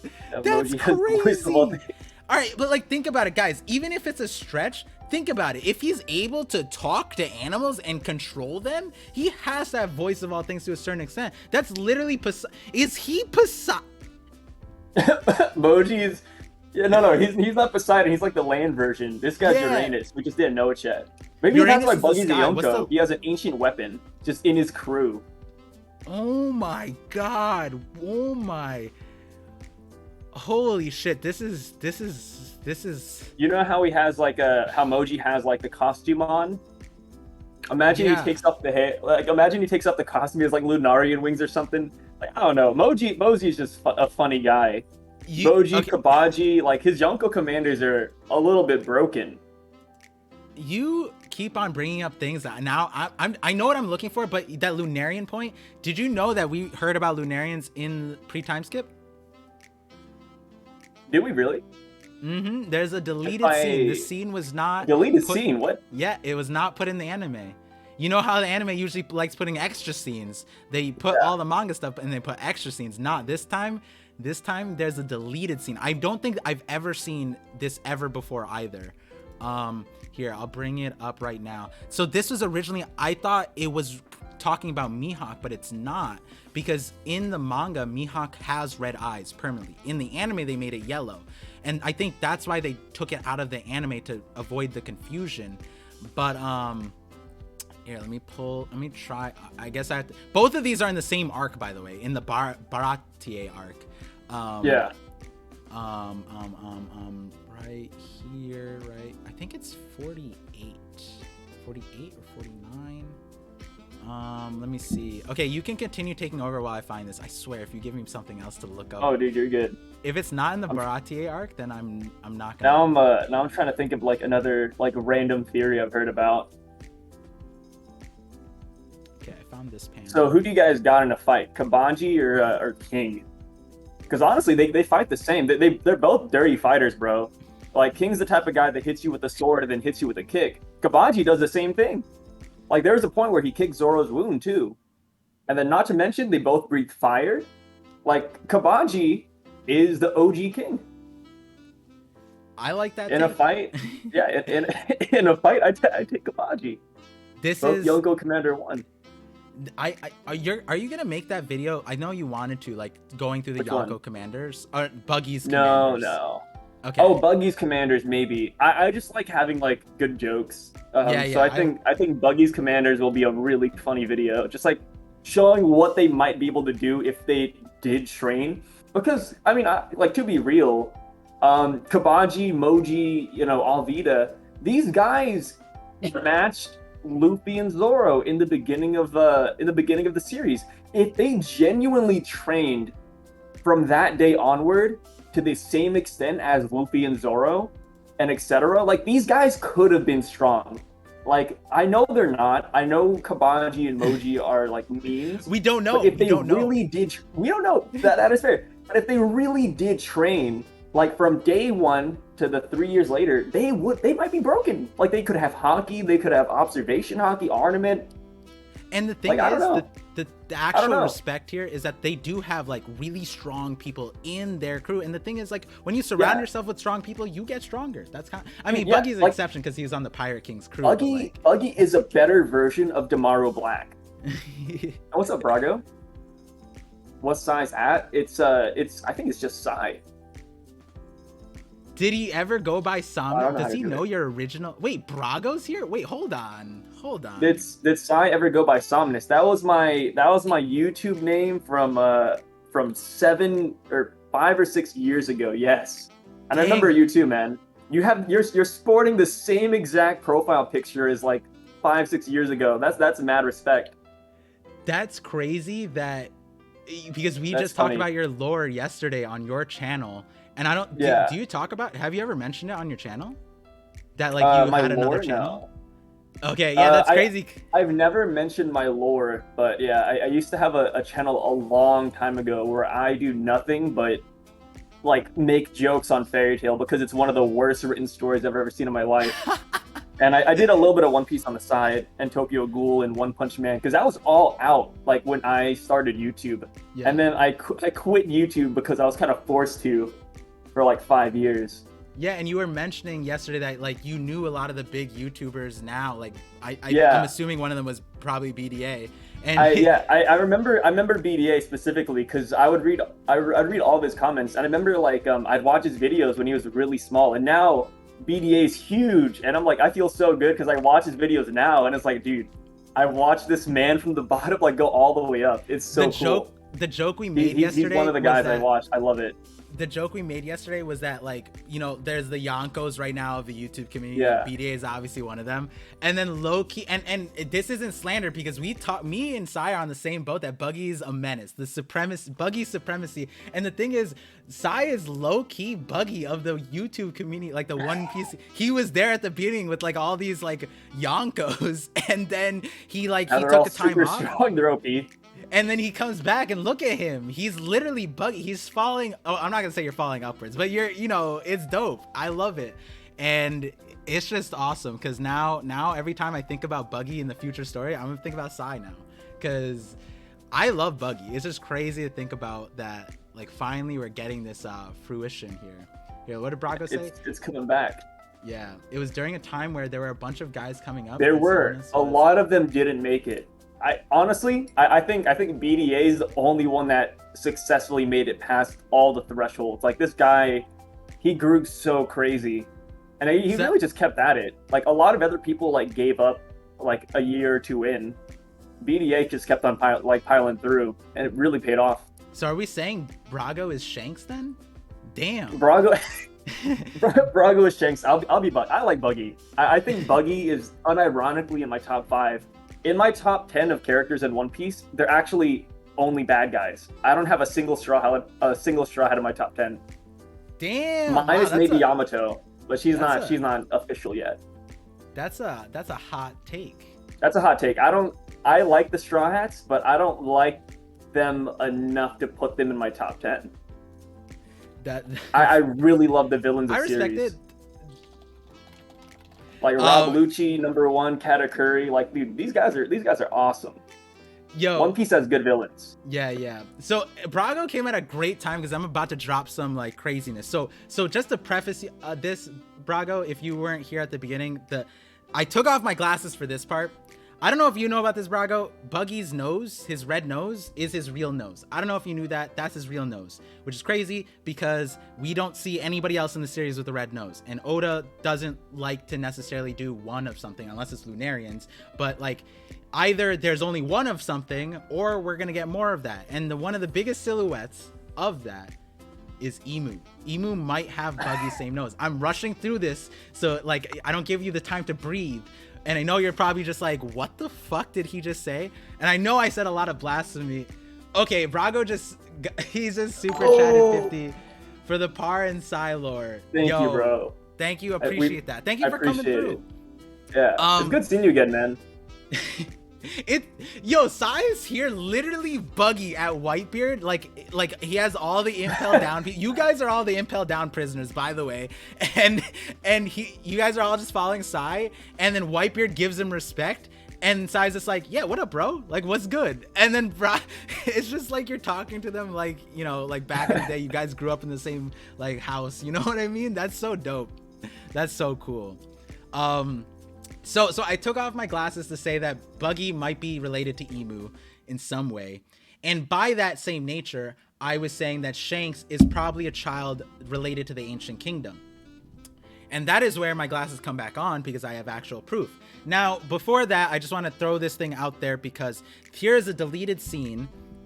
Here's a deleted scene that wasn't ever adapted into the anime, but it's in the manga. And at first you would think this is related to Mihawk, but it doesn't make sense, because the panel goes, they're talking about Zoro just heard Red Eye. They said Red Eye at the very beginning. And then Zefcrax is like, no, that must be Hawkeye. And then they were like, the chefs were like, I don't know about old Hawkeye, but old Red Eyes was here. He drank so much wine, his eyes turned red. Keep in mind, that doesn't make sense for that to be Mihawk, because Mihawk's eyes are already red. Now, the next line, then the fool caught fire and exploded. What race of people do we know that can catch fire and explode? Sai, do you have the answer? I was, in meme territory, so I almost wanted to say Kabaji. But catch fire and explode, Lunarians. Exactly.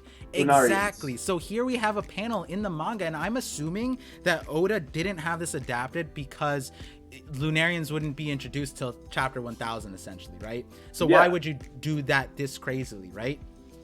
So my one thing though is that wouldn't they mention the wings? And that's where it's interesting, because we have examples of Skypeans and winged races that don't have their wings. Enel, Gonfall, and a few others. The old dude from Weatheria that taught Nami weather stuff, he is Birkin. Did you guys know that? He is Birkin.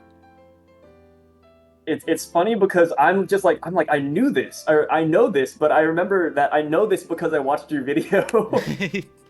Oh yeah, that's where it was. Yeah, he's Birkin. Yeah. Oh yeah, I put that in that video. So he is Birkin, and that video's there. It's cool. So I don't know, where this will ever loop back in. I was thinking that Mr. One might be like a Lunarian because he fits the description besides the wing, and he could just not have wings. He has the white hair and he has the same skin tone. So that being said, now let's go back to not super fringe stuff. And I see Brago said, likewise, bro, let's collab soon. Yo, let me hit you with something with Mr. One real quick. Okay. You know how Crocodile is going after the going after the One Piece? What if the way he is, collecting poneglyphs and, making his way to Laugh-Tale is with the help of Mr. One, if he is a Lunarian? Just spitballing here, but... Yeah. And the reason why I say he's after the One Piece and Laugh-Tale is simply because, like you said before, movies are usually 10% canon, 80%, 90% filler. In the movie Stampede, Crocodile was actually after the Eternal Log Pose for Laugh-Tale. Oh yeah, he came straight for that, nothing else. He knew about it too before anybody else. Oh, that's a great... There's just spitballing here. I'm not dying on no hill, but I just like throwing the ideas out there. I mean, that's what we're here for. This is the voice of all things. We're here to... I'm like the guy that at a party, I give you a little bit of cocaine. Hopefully you don't try it, but if you try it, then I got you hooked. It's a first free sample. And I never taste my own product. There's side memes coming through. I used to be a drug dealer, man. Back 6-7 years ago. You could have caught me on the side of the street. Yo, he's confirming that he's actually Buggy. Real talk. He's just controlling the black market, dude. Oh my goodness. Okay. So let's. I think the reel back was I put the glasses on. Oh, Shanks related to Ancient Kingdom. Okay, so in my Mihawk video, and you'll see it later, I put this little thing. I always do this in my videos where I put a teaser to the next video, and what I said was I think I know what Mihawk was doing before Don Krieg showed up, why he got wiped out, right? Because that's super random. He said it was just for fun, but do you have an idea? Do you think it was just Mihawk was just Don Krieg was just there, wrong place, wrong time, showed up with Mihawk? I have never seen anybody with worse luck in my life, but yes, I think it's wrong place, wrong time. Okay. Mihawk, he kind of just hops on his ship and he just kind of goes, right? Yeah. It never seems like Mihawk has a destination in mind. And that's why also I'm just real quick, people are saying, oh, why is Mihawk not a Yonko? He's Yonko level, which I agree with, but you have to remember the guy just wants to chill. He wanted to become a warlord so that the government didn't chase him anymore. Mihawk is a guy that's just like cruising. He's like a One Piece hippie. You're gonna of swords. I can't wait for you to watch my Mihawk video now, because I give possible explanations for what Mihawk was doing coming to the Baratie in the first place. It's a very interesting take. And again, it's one of those things like, it's possible, it makes sense, but it could also not be right.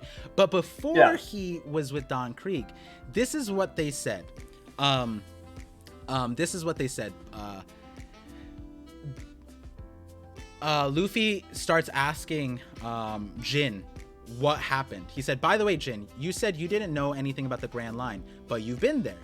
And then Jin goes, I know nothing. It's all a crazy fog. Something happened on our 7th day out, but was it a reality, or was it a dream or reality? It's all mixed up in my head. He appeared so suddenly. Just one man. How could one man scup? I don't know what that means. 50 ships. I'm assuming just destroyed. Yeah. And then he goes, before we knew it, our ships were sinking one after another. If that storm hadn't come up, he'd have sent the flagship to the bottom too. And so my idea here is that what he was saying, right? Like him saying it's all a crazy fog, like that could mean abstractly it like is a fog, or it could mean that, you know, there was an actual fog. We don't know. Dreams and realities. And what's really interesting is that Oda actually has a filler thing called like Rainbow Mist, where essentially, and I'm going to review this later. I don't know, if you're aware of that, but it's essentially, it's a time travel mist thing. They go back in time or whatever. Mm-hmm. And so when we're talking about like time loops and stuff, that's really interesting. But so my point here is like the numbering 7th day out, crazy fog. They were out there with a bunch of ships, and this might relate to an emu thing, which I'll get to later. But what I want to emphasize here is like a storm. Storms have a heavy role in like power, right? When Roger faced Shiki, there was a random storm that showed up and just obliterated everything. When Dragon showed up at Logtown, random storm. So it's like these people of power and having that control of power, and that's where like the elemental hockey stuff comes into play.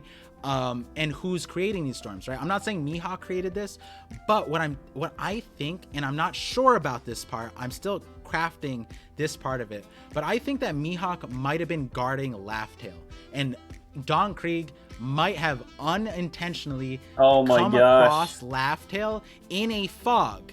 And so that sounds crazy to all of you, but I put the Par glasses back on, the Professor Parvision glasses back on, so that you guys know I'm serious about this, because the way this came about, oh wait, I just like clicked out of a bunch of things. One second. You're good. The way that this came about was I was looking up real life connections to One Piece. Like, for example, did you know Raijin Island?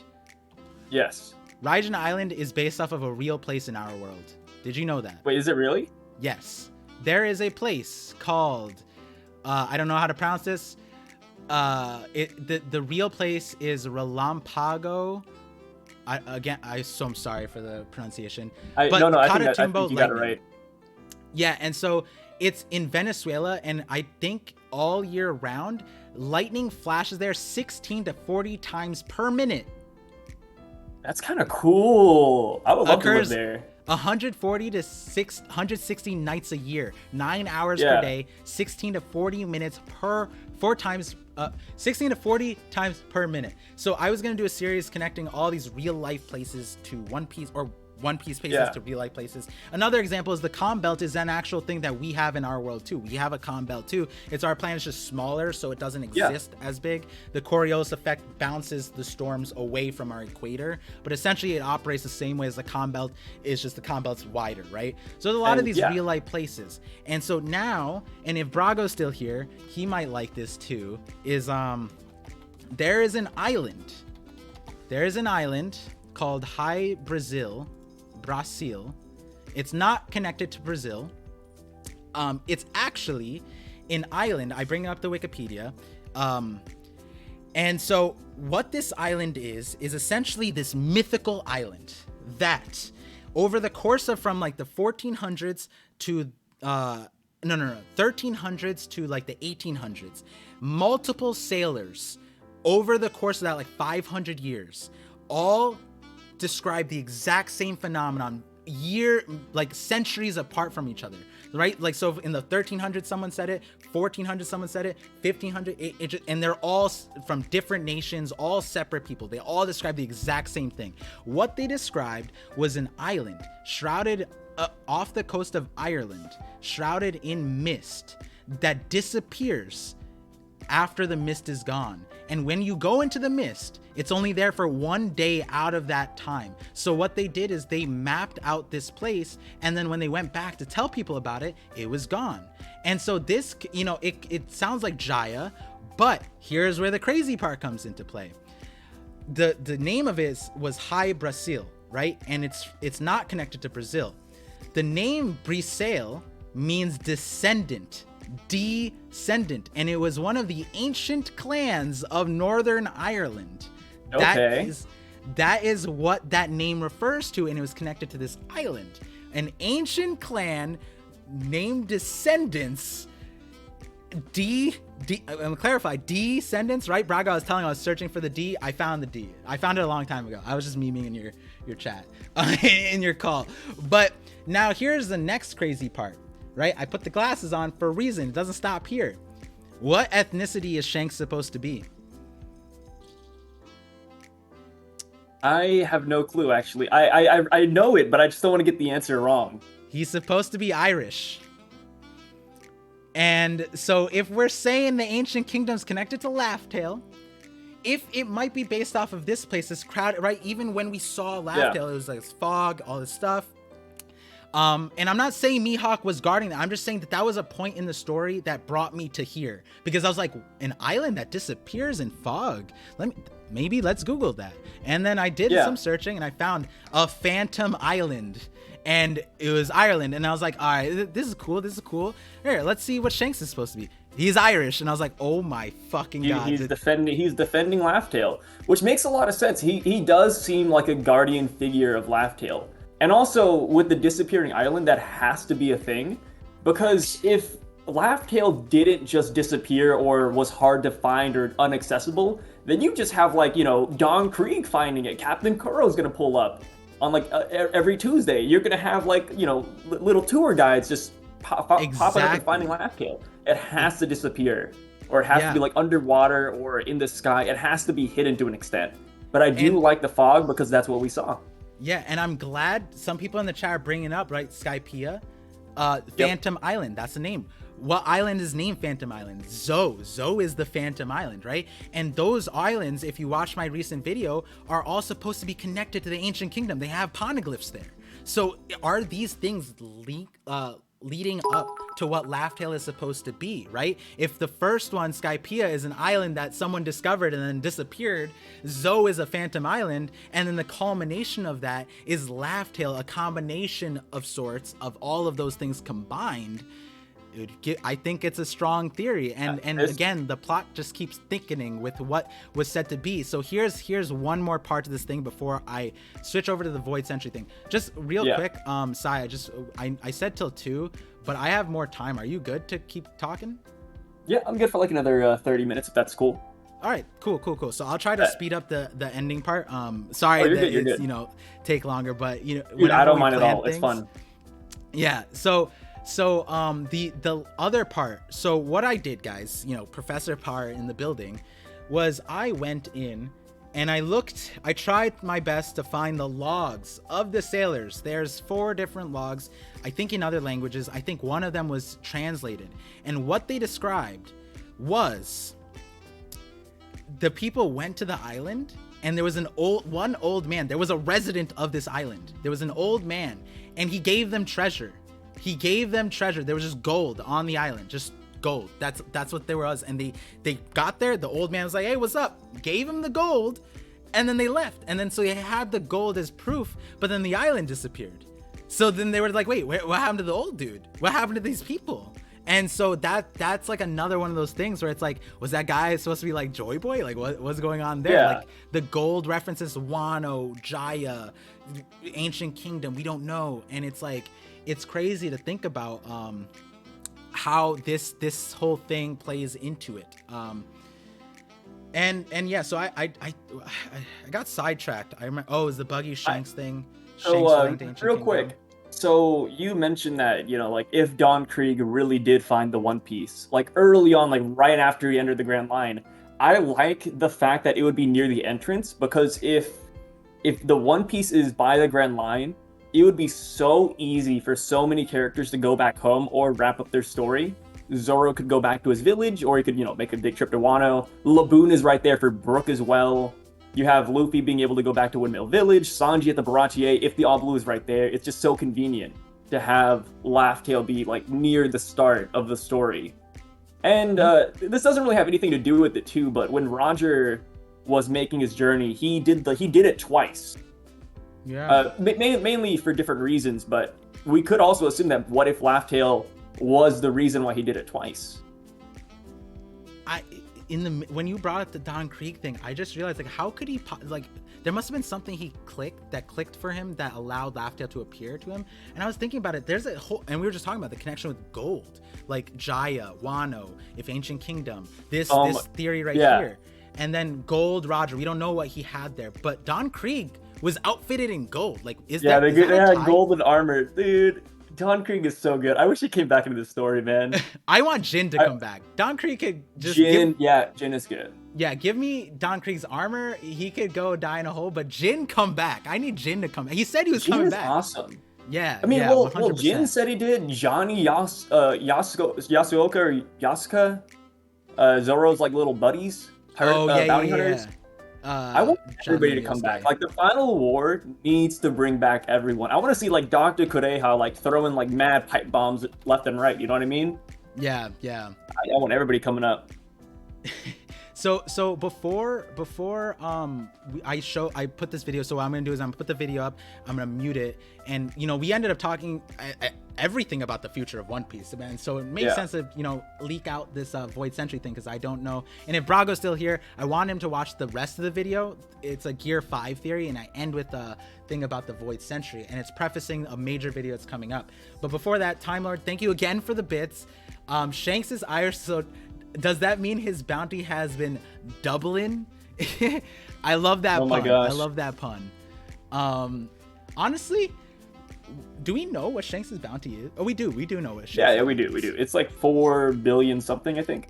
Damn. Oh, that's a reason why Luffy's couldn't be higher than Shanks, now that I think about it. Like, people are saying 5, and it's like, you know, he is Sun God Nika, but you wouldn't make it over Shanks. That makes sense. Yeah.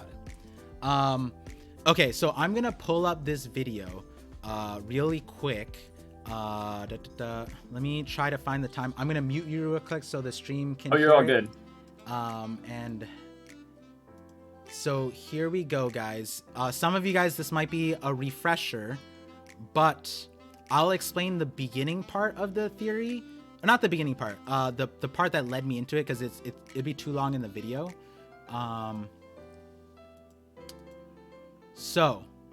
So here's a breakdown of the Void Century. I just don't want to go through it myself, because I think I said it really well in the video. Let me just pull up the stuff again.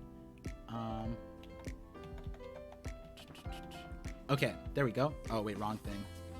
There we go. Okay, so here, listen to this video. Oh, wait, I have to check if it's showing up on stream. Okay, let me take off the red filter, because I'm not going to copy strike myself, right? That makes sense. Let's see. There we go. And then let's do this. No, not that. Default view. I apologize, guys, for the technical difficulties. I'm not a software engineer like my dad was. Oh god, more Parvision Lord dropping. Okay, here we go.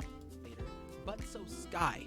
Why is the sky important? Well, let's take another closer look at the name Void Century, specifically at Void. So Void Century has been written like this in kanji, which, apologies for my pronunciation, would be Kuhaku no Hyaku Nen, and we translate it to the Void Century. So Kuhaku would specifically be what is translated to void. It could also mean blank or space or empty. Do you see a parallel to the Greek word chaos yet? Okay, cool. Now it gets crazier. Now I ran this by Artur, Library of Ohara, to make sure I wasn't crazy, but so this is the kanji for kuhaku, or void. And you know Oda likes to make a play on words, and I was thinking, given the word means blank or space, what would happen if you put a space in the kanji? And that's when I realized what each of these kanji means separately. So if you separate the symbols for kuhaku, you get the symbol for Sora and the symbol for Shiro. If you watched anime as long as I have, you don't even need Google Translate for that. Yes, the symbols for void in Void Century are sky and white, or white sky, which is crazy for so many reasons. So Artur clarified to me that the symbol for Sora could mean sky, but it can also mean void or empty, because the sky is generally empty. So instead of white sky, it could be white void, which is still crazy because you could kind of read this as the white sky century rather than the void century. But even more so, when you think of something being blank, is it dark or is it white? I mean, this... Okay, wait, I think that's concluded that part. So, I'm unmuting Sai so we can see this, show this again. So essentially to just summarize this again, the kanji used for void century can also translate to the white sky century, which gives us an interesting perspective of what might have happened during the void century, because we're talking about erasing things, we're talking about blocking things, we're talking about oppressing things. That is, if the whole sky was white, you know, then that would be a problem, right? And here's where it ties back to, we have the Skypiea, they had the white sea. And what's interesting about that cloud was that it was darkness underneath. It would turn, Nami said that it was daytime, and then once the cloud was over them, not only does it not rain underneath, it was pitch dark, which is crazy to think about. And so something that I talked about a little bit earlier is that in Sabaody, I don't know if you remember this side, is Doflamingo said to one of his people, one of his minions, Disco. He said, like, slavery is is the old time. And I explained this better in there. And what he says is, it's now the era of the smile. Do you hear of an interesting pun on words there? The era of the smile? Yeah, like Joy Boy. Yeah, Nika. Yeah. Nika is smile, right? So we know that he was referring to the smile fruit, but that word play is so fun because he could probably meaning the era of Nika. And that really shocked my brain into thinking, like, wait a second, eras are named after people, right? Like when Roger his era was the golden age of piracy, gold Roger, right? And then if the next era, the dawn of the new world, is the era of the smile, the era of Nika, that implies, right, what was before that? Before that was, this, gray period after the void century, but the void century. And so the point being is that, is the void century named after something? And so then it's like, instead of void century, it's voids century, meaning the name of whatever god opposes Nika is probably void. And so now I'm thinking, like, we were talking about this before with Emu, like having these absurd powers, and Emu might be that void that was given, like, might have had that power either handed down or, maybe he had the power to clear it up. And it would make sense if in terms of like erasing light, right? When you think about a void, like white sky blocking out the light, it all connects. And so my question basically is, does it make sense that we might get a repeat of the void century prior in the last saga? Do you think that we're gonna, instead of like, because a lot of people think we're gonna get a flashback of the void century, would it be crazy to think that maybe we get a repeat of the void century, very small, because they said the great cleansing is coming? Do you think that it might be the void century repeating? I would love to see that. Like, maybe Emo gets to the point where he's like, yo, like, I need to like wipe everybody out like he did back then, or void him out. And then instead of like a direct flashback, we could get like you know how like when Zoro was fighting Kaido and etc., like we saw like snippets of, you replace Zoro with Odin, you replace Luffy with Garp. I think that'd be really nice if we got like the same flashes but for previous people, like who were in the Void Century, like Luffy for the previous Joy Boy, Zoro for maybe Amatsuki, like, things like that. I think that'd be really cool. But I mean, even a flashback would be nice though too, because there's so much lore there that we know zero about. Like for like Concrete, we're all making guesses, but it's like I would love to see like a big flashback. I want to see what happened back then. Yeah, so I think we'll still get the flashback, but in terms of like the crux of explaining the Void Century, it would be I think it'd be insane if like the Great Cleansing was what they did in the Void Century, and our characters have to face the same thing that happened back then, but rather, because when you think about it, right, if the Void Century is Void Century, that implies that Void won and Nika lost, right? Joy Boy might have awakened Nika, but Nika lost. And then the point being that this time around, Nika wins, Luffy wins, and I love that. I that's why I asked you a question, because I love your take. We're seeing these repeats. That's why I set the stone of, is Buggy Emu? Is Shanks the Ancient Kingdom? Is Zoro could be Wano? All these different things, and we were slowly walking up to this point.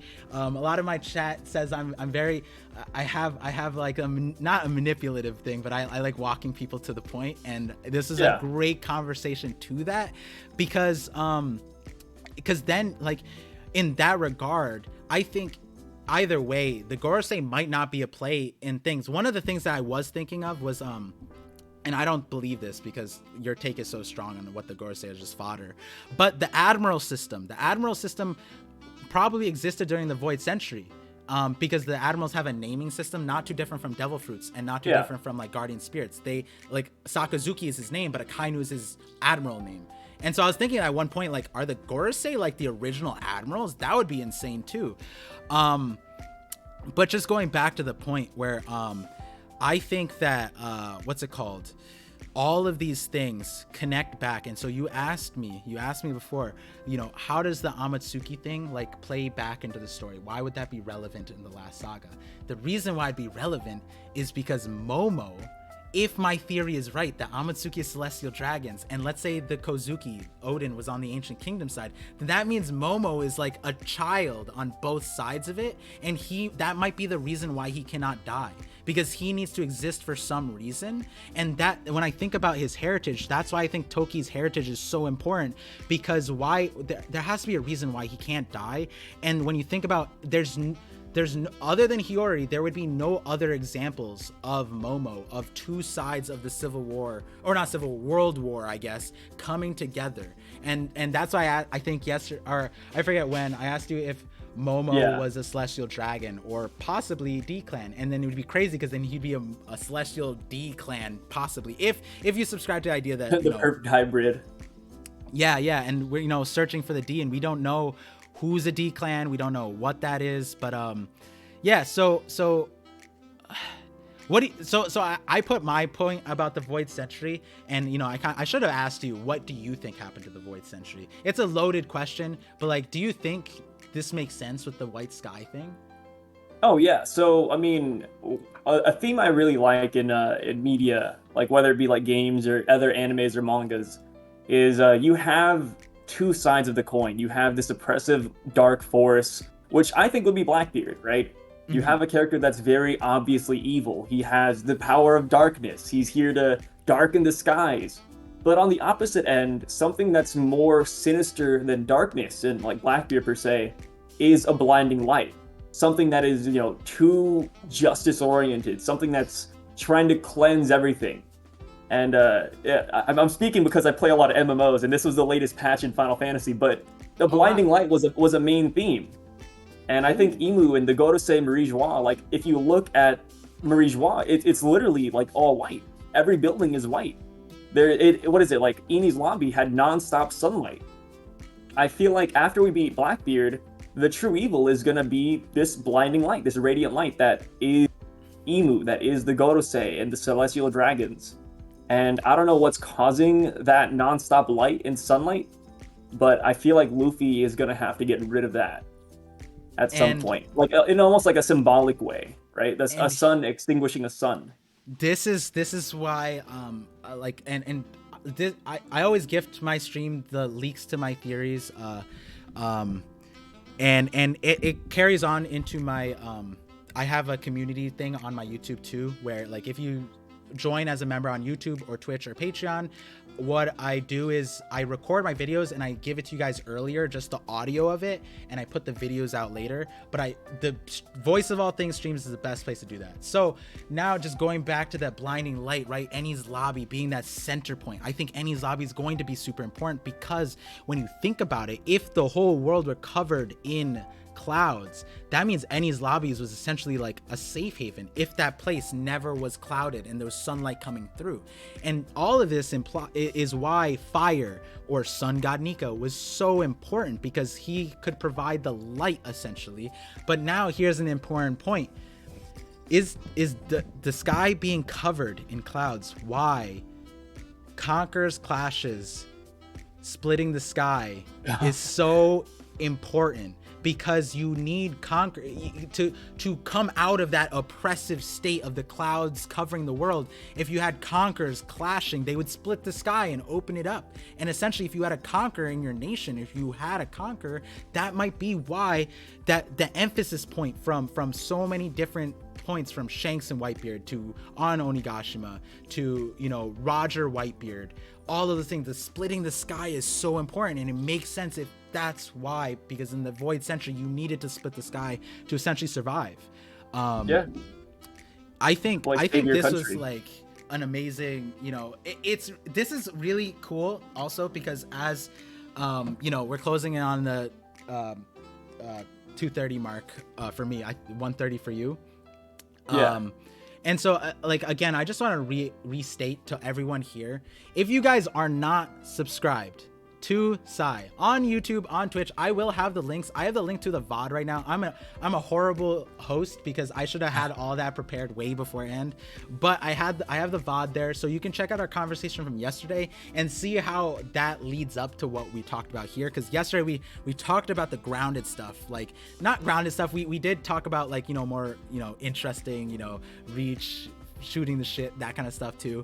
But we're talking about 1053 primarily, and that is what Sai's channels primarily is for if you want to see the chapter reactions, one of my favorite chapter reaction channels, but also his spoilers. I don't look at spoilers, but I know a lot of you guys do, you know, want to check out spoilers. He has great channel for that. And then you also have a Twitch too, right? I think you mostly game. That's where the sunglasses are from. So pretty much whenever I live stream on YouTube, it's when I want to talk about One Piece, but 90% of the time I just want to hang out and play video games. So if you don't mind that, then Twitch is the place to go. But I mean, really, thanks for having me on, man. Thanks for coming on yesterday. I love talking with you. This was my first like YouTube collab with another One Piece creator, so I'm glad you were like a crazy person, like you said earlier. like you're really grounded. I like all your theories, and it's all like pretty well researched too, which is nice. Thank you.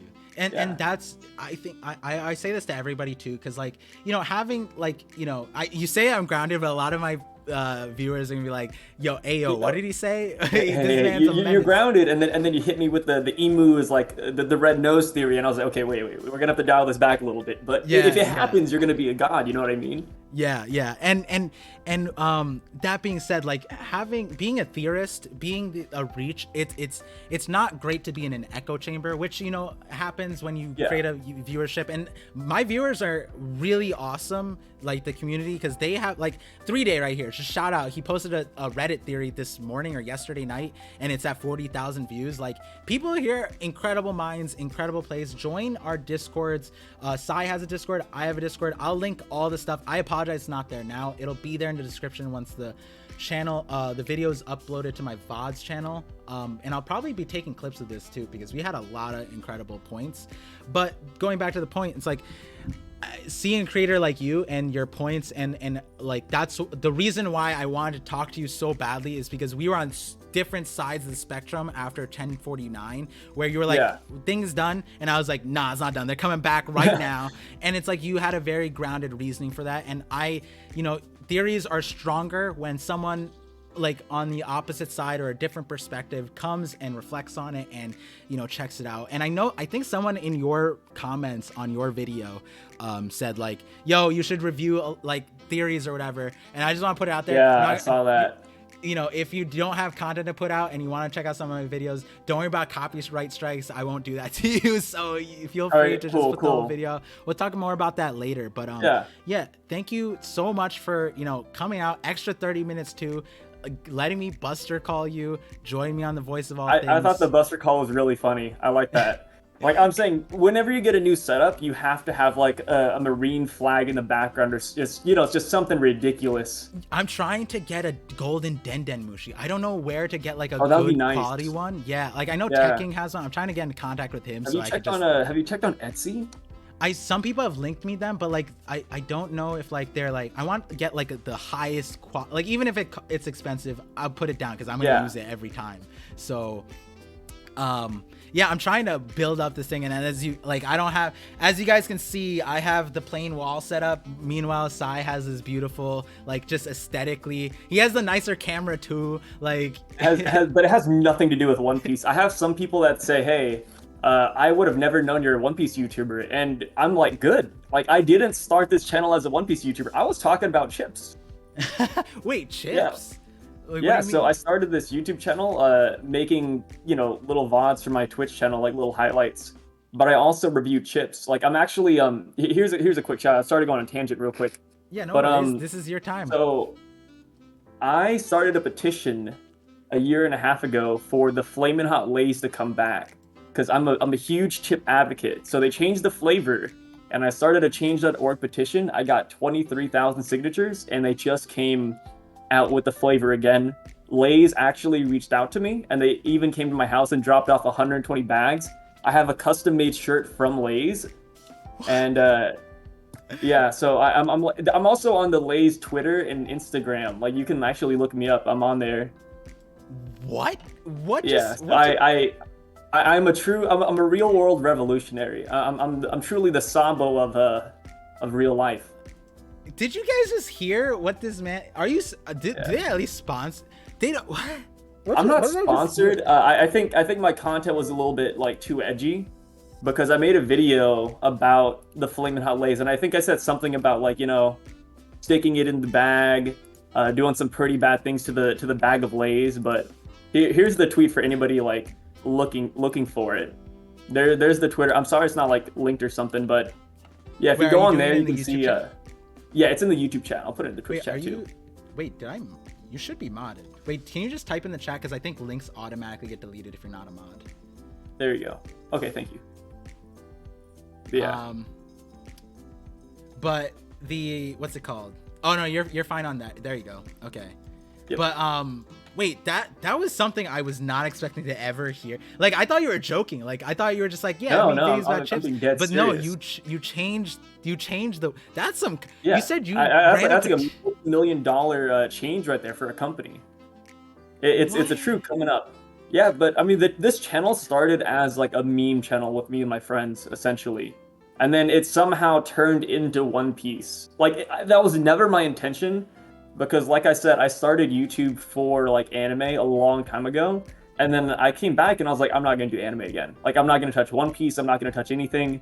And then here I am. So, I mean, it is what it is. Like, I have a second channel now for gaming, and this one is mainly anime.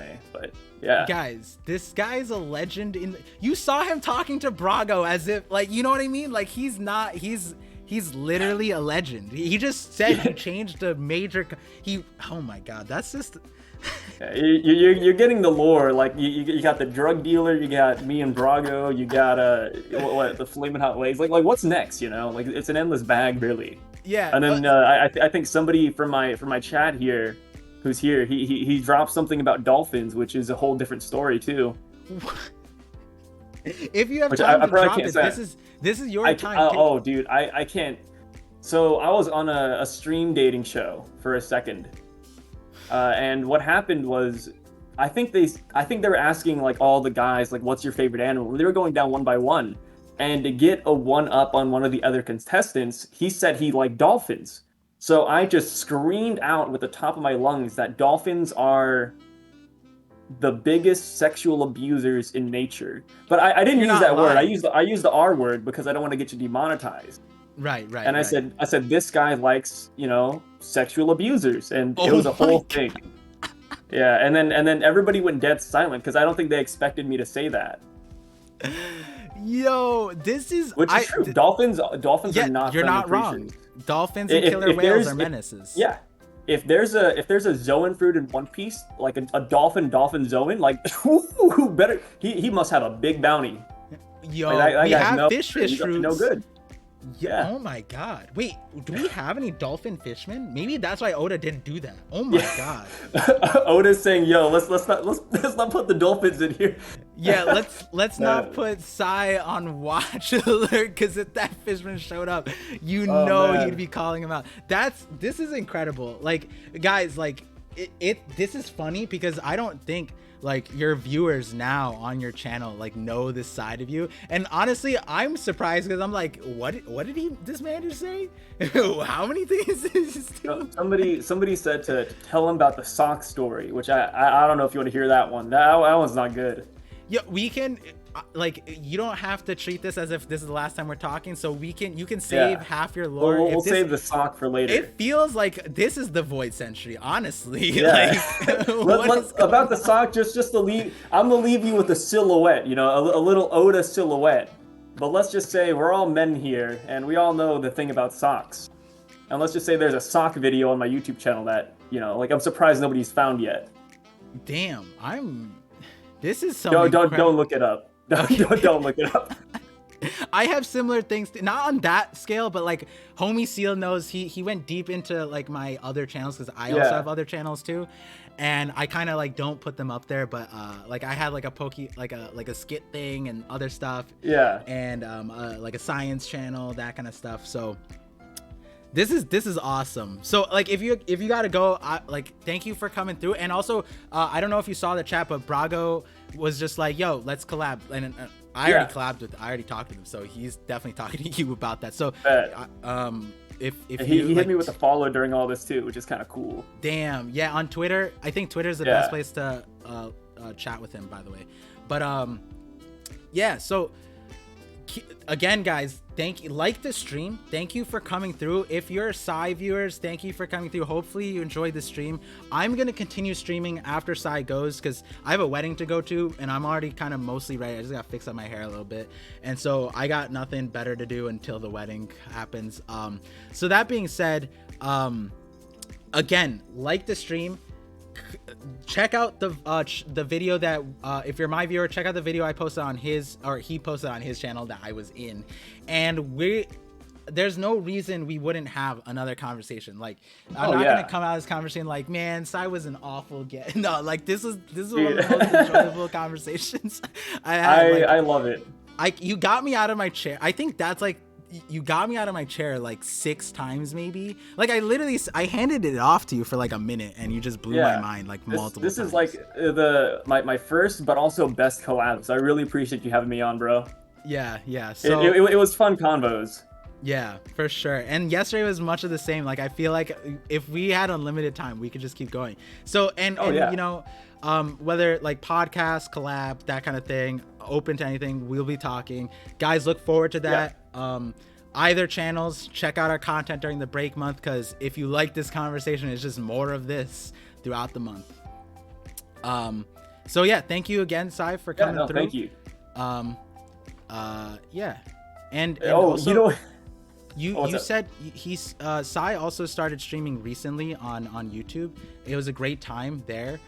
He takes shots every time someone super chats him because he feels bad. So, you know, if you guys want to give him some love and get him wasted, do that too. I did that. And also when you do stream, I have notifications, but also just link it to me so I can hop in. I love coming into streams. Yeah, dude, I got you. Yeah.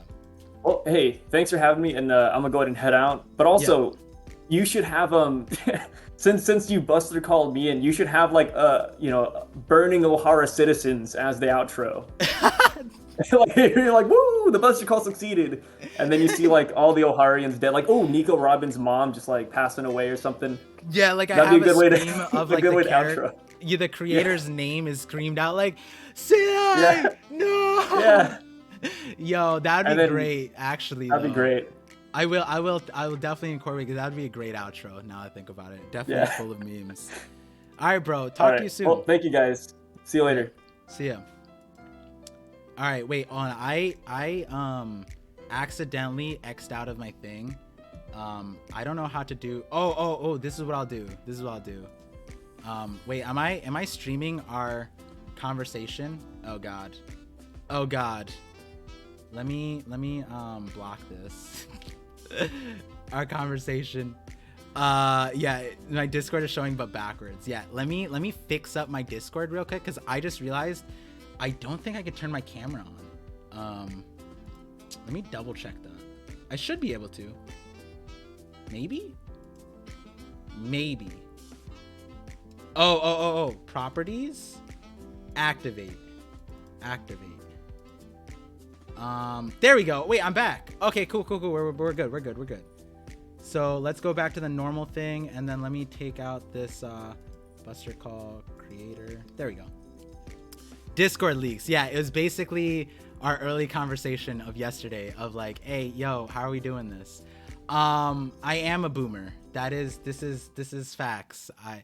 There was one time where you guys caught me like this, like on my phone, like doing this, and it was a hard reflection into, you know, I am a boomer. I have to accept these things.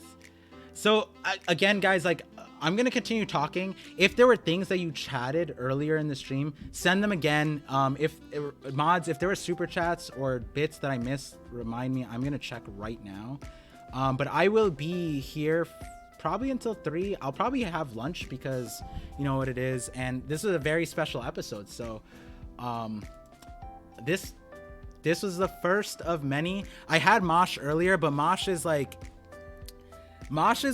a homie where like he's cool with me setting like Saya, like, you know, is like a guest coming into the home, and now he's a homie, and now we could, you know, shoot the shit, and he's, you know, cool with it, and he's honestly really cool. Mosh was like, yo, let's do this, let's set this up, and so like I was working through things with him, and he was cool coming onto the stream while I had nothing figured out. So Mosh was my first you know, Buster Call, and he's dropped some bars about Whitebeard.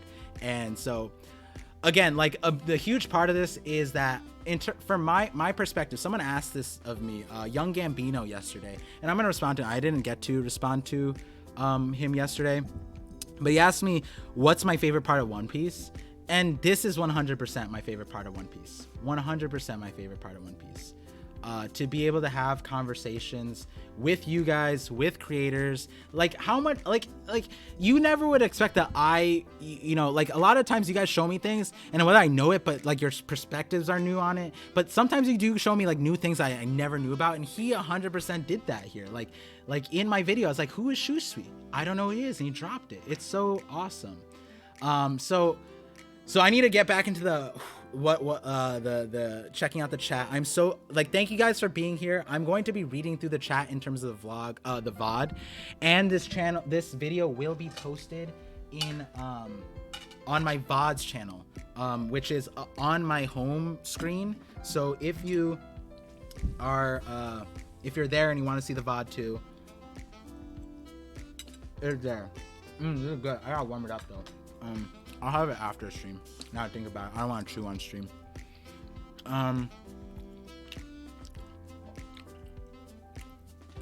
You good, Par Daddy? Brothership is funny because throughout the stream, I kept on seeing you call me Par Daddy, and it was just mad funny because I kept on like holding back a smile. Great Parsai Vision stream. Damn, that's a dope name actually.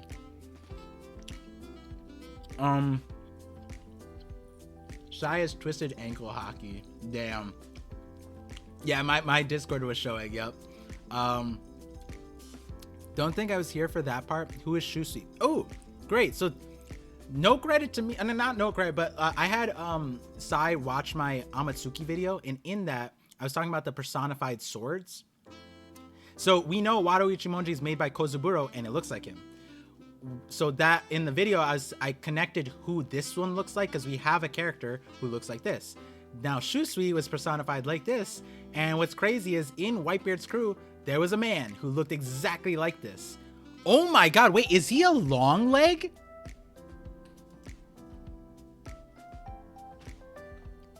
Wait a second, is he a long... No way. No way. No way, guys. If you guys don't know why that's incredible, you need to watch this Toki video. Oh, wait, this ain't no normal body proportions, guys. Wait, hold on. Oh my. Oh, I didn't even get to talk to Sai about the war thing. Oh my god. There's so much things to talk about. Oh yeah, if you guys are here, I need to get better at this. Please like the stream. It does help. And if you guys enjoy the time, make sure to share and bring your friends over next time you come over. Is the stream lagging behind? I don't believe so. You guys make connections like nothing. That's crazy. This is crazy. Yeah, this is further proof. This is shoe. Oh my god. Wait, guys, tell me, is this chicken legs or long legs? Because this might be chicken leg tribe. Like, I'm not gonna lie. Yo, dude has, like, if you were to block out the top part of him, that could be a female. I'm not gonna lie. He does have the body proportion. You know how Zoro has a bigger bust than Nami? Same with Migai here. That might be the pun on his name, actually. Oh, because he is Migai, and Oda drew him like a female. Maybe. He may be a sword. I think it's chicken leg, not gonna lie. Yo, this is crazy. They are a little crazy as well. The connections? Yeah. I think he's long leg. YouTube was lagging bad for you? Oh no. Is it really? Is it good now? Because like in the analytics, it says excellent connection this entire time. So I hope it was good. Stream early today. Yeah, I have a wedding to go to later today, so I had to move the stream up. Oh my. I should have said this earlier. Next week is going to be the same schedule. No. Scratch that. Redacted. Erase. Next week, the voice of all things will be Sunday. So, I need a reminder. I need to put like a post-it. I need to put like a giant flashing sign in my face. So tomorrow, if you guys, enjoyed being here, enjoyed this stream, this is the voice of all things stream. So what we normally do, and I'll just describe it because I do have a lot of new viewers here, is this is now episode 7. So every episode, I essentially talk about a topic that I choose out, or I put prompts that guide the chat to a thing related to my theories. You can tell your mods so that they remind you. Yeah, I do. It's just that, I gotta start making a schedule about these things. So remind me in the Discord to set up those things. I gotta do that after this weekend. I will for sure. So the voice of all things, essentially I choose out a topic, or I talk about something, or it's a prompt where I kind of like guide chat, or I talk to chat. Like one time I made a Wano timeline that was like the second episode, and that connected back to these theories, and you guys kind of help me. Like if I have a thought and I think it's too crazy, maybe I bounce it off you guys. You guys are like my test group essentially.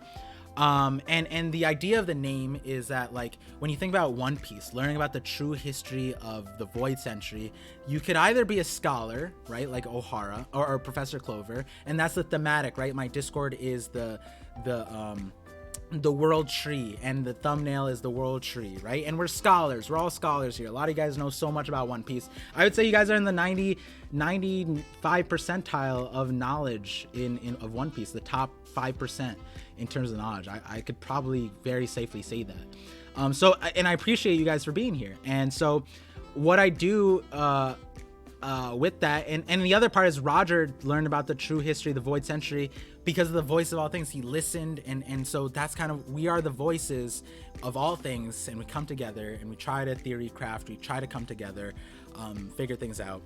And so usually my stream is at 8 p.m. on Saturday, Eastern time.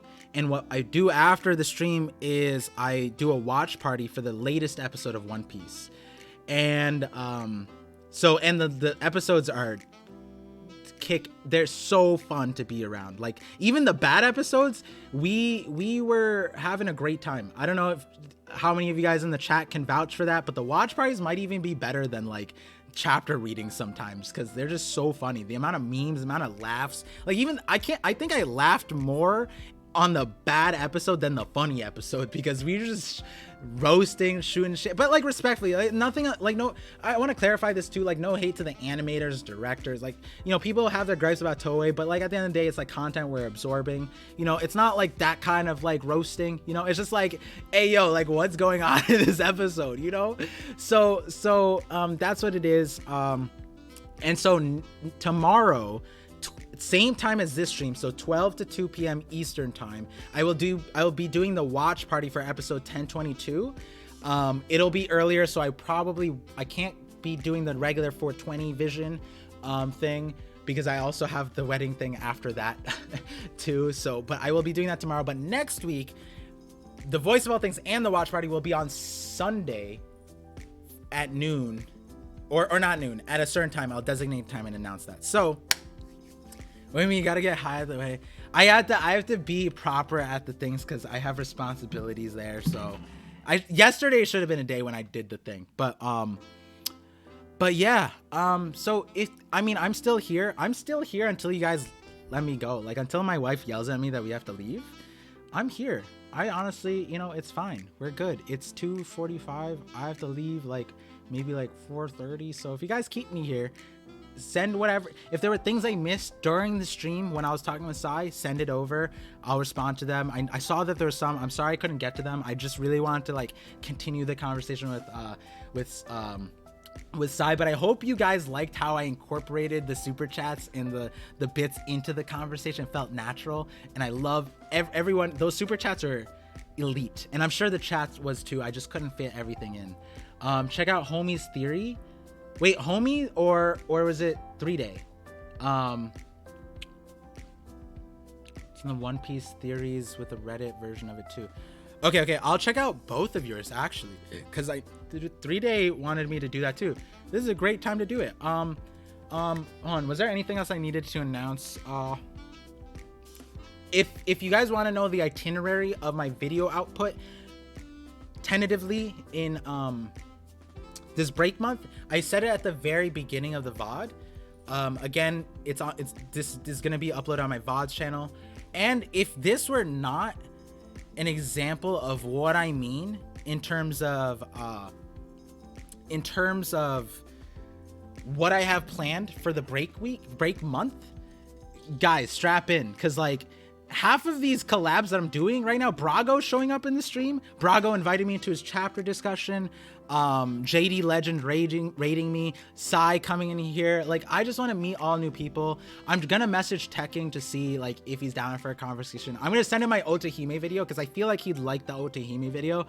But if you guys are in his circle and, you know, just like, hey, like if you want to talk to like a new creator, I would appreciate that. But don't spam people. Don't like, you know, like, hey, yo, check this, like, you know, don't do that. That being said, what's it called? Like Hidden, Mosh, that One Piece talk, Preach, Marshall D. Preach. I want to set up a time to talk to him. Possibly Ors too, if he has time. So many new creators, more Brago stuff. Hopefully, I can't say the details of it. And then there's a bunch of TikTok creators that I found out are near me, and I'm down to meet them. And I'm gonna probably be meeting people in real life too. Like I'm going tri-state area all over. If they're down to meet up, like, you know, I'm down, because like, again, connecting that's what One Piece is all about, connecting, and no better way to connect than like meet up, you know. You know, sit down for a coffee or lunch and then talk, and then, you know, we could, you know, do things on One Piece and stream it, whatever, make a video, that kind of thing. Morge would be a fun person to do something with. It's funny, all the people come in here like, are you Morge's brother? I'm like, I don't look anything like Morge. And then the other part is like, you're the positive Morge. That's I was dying when someone said that. I was like, damn.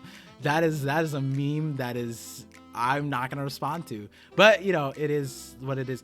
Actually, wait, 3-Day and Homie, can you guys send it to me in the moderation channel, the links to the thing, because I don't want to search through the stuff because I want to read the chats. Can you link it to me in the mod channel, the Twitch TV mod channel, And I just don't want to scroll through because there's other conversations right now that like I have notifications, so I just don't want to click through them. If you guys can send them to me here, that'd make it so much easier for me to click through.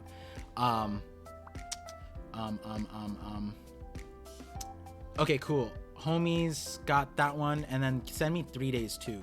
So let's pull up homies. So we're gonna do, so this segment, these homie seal is an owl, which is a moderator. He's a blessing to have in my Discord server. So if you're ever there, please respect him, give him love. He's so helpful. Anytime there's any issues, he's super helpful, and he honestly has like slight access to some other secret theories that I have. So don't pester him about that. I shouldn't have put that target on his head, to be honest. What's up, Don Knight? What's up? But yeah, so this segment right now, I couldn't look at these in the last few days because I was busy, wedding, collab, 1053, that kind of thing. But here I am, free time. Let's read the thing together. We're gonna read the community homie seals theory, and then I want to read 3 day also in there in the Discord thing. Okay, so homie seal, the true history of the Rocks Pirates and Full of Lead Island, 1042 spoilers. I'm not gonna read all of this out loud, but whenever something comes up in my head, can you guys see this like clearly? Oh, I just realized, why is this in front of the screen? There we go. That's better. Okay. So let's read this. The true history of the Rocks Pirates and Full of Lead Island, 1042 spoilers. Wow, I like how you put 1042 spoilers for people, because you posted 26 minutes ago. Damn, see, homie seal's so respectful. Rock's actual full name is Rocks DSMX. So why is Pirate Crew the Rocks Pirates? Actually, let me read this out loud. Or actually, no. I'm gonna try to absorb it first. Instead of.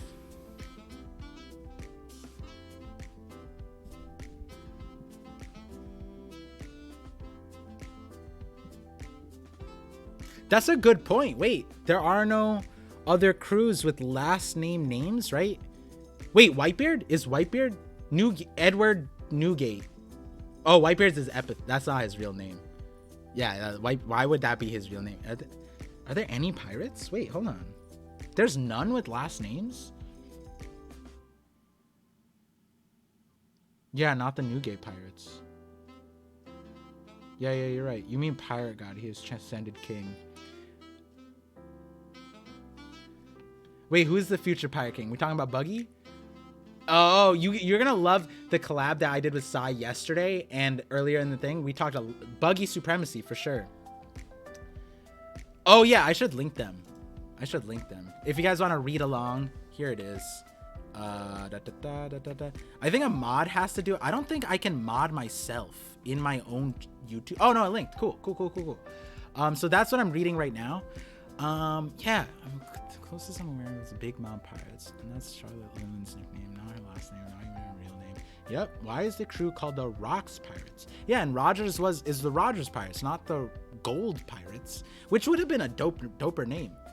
What is Shiki? Is Shiki his name? Was it? Oh no, his is the Golden Lion. Never mind. But first, I have something else to discuss. Ooh, nice. As we all know, the Rocks Pirates were all gathered. Pirate Island, like the Rocks Pirates, Full of Lead is shrouded in mystery, but there are a couple things we understand about it. It was home to the Rocks Pirates. In chapter 1049, Kaido went to Full of Lead Island, and then in the next scene was shown to be a part of the Rocks Pirates, so we can assume that Kaido came to Full of Lead Island knowing Zebek was there, or at least someone strong. Yeah, it's an interesting thing because we don't know why he would go there besides strength, right? Fighting people. How did he end up there? You would imagine that Full of Lead Island was nearby Vodka Kingdom, though, which is an interesting thing to think about. It's known as Pirate Island and is the place where the Davy Back fight is from. Full of Lead's centerpiece is a massive shape of rock that looks like a skull. I see where you're going with that, with a bandana and a scar, though it's right eye. I'm already gonna vote this up, by the way. I'm not on my Parvision account apparently, but that should be an upvote. According to One Piece Wiki, it is inspired by Tortuga Island and Port Royal in Jamaica. Whoo, damn! Going in on the references, okay, which were both large pirate havens, Caribbean piracy in the 1600s, Sodom of the New World and pirate utopia. With all of these hard facts of Full Lead Island and Rocks pirates established, let's move on to the bulk of the theories itself. Wait, let me just get an idea of. Okay, all right. I'm gonna have to speed up my reading then. All right, let's go.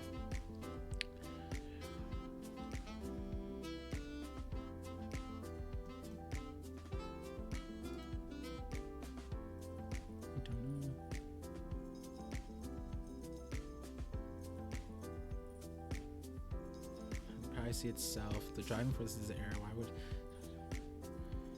this is true? That's true. What's the point of that? You know, usually you commemorate something. Usually you you know, like on Amazon Lily, in the center they have all the dragons or snakes, right? And Boa Hancock and all the names and the themes, and that's why I think that Orochi's fruit might be the guardian spirit of Amazon Lily. Very, very true. To gain title of something like Pirate Island, Full must have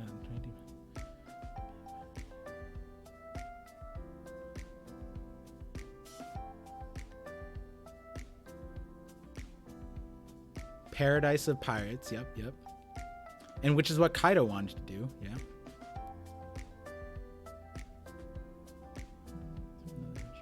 So important.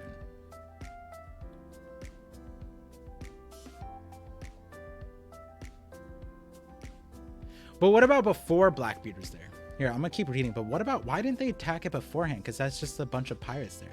You'd imagine it's similar to movie Gold, where it's or Sabaody, where they recognize that piracy goes there and they just don't go there.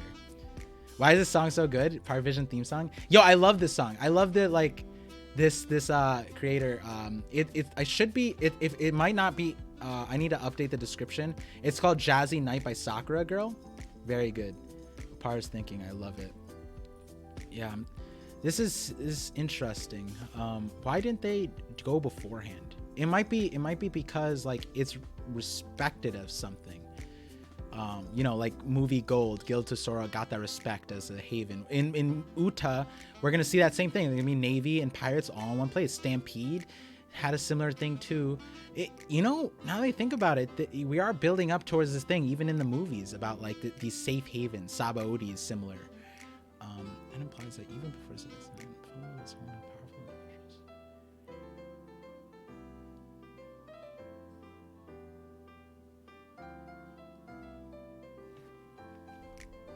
about the second question.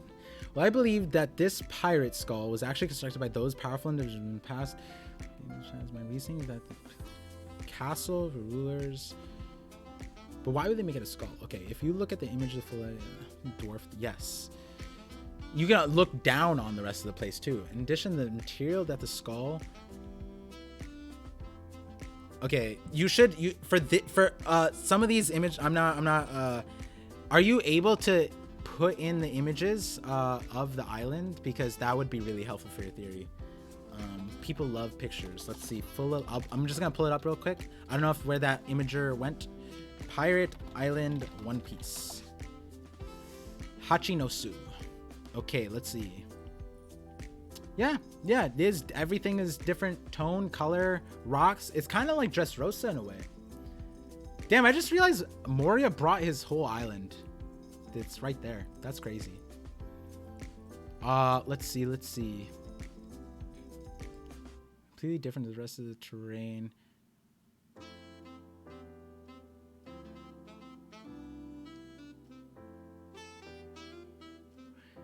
Yeah, and the thing is, we also have to recognize that the only other version of this that we know is Onigashima.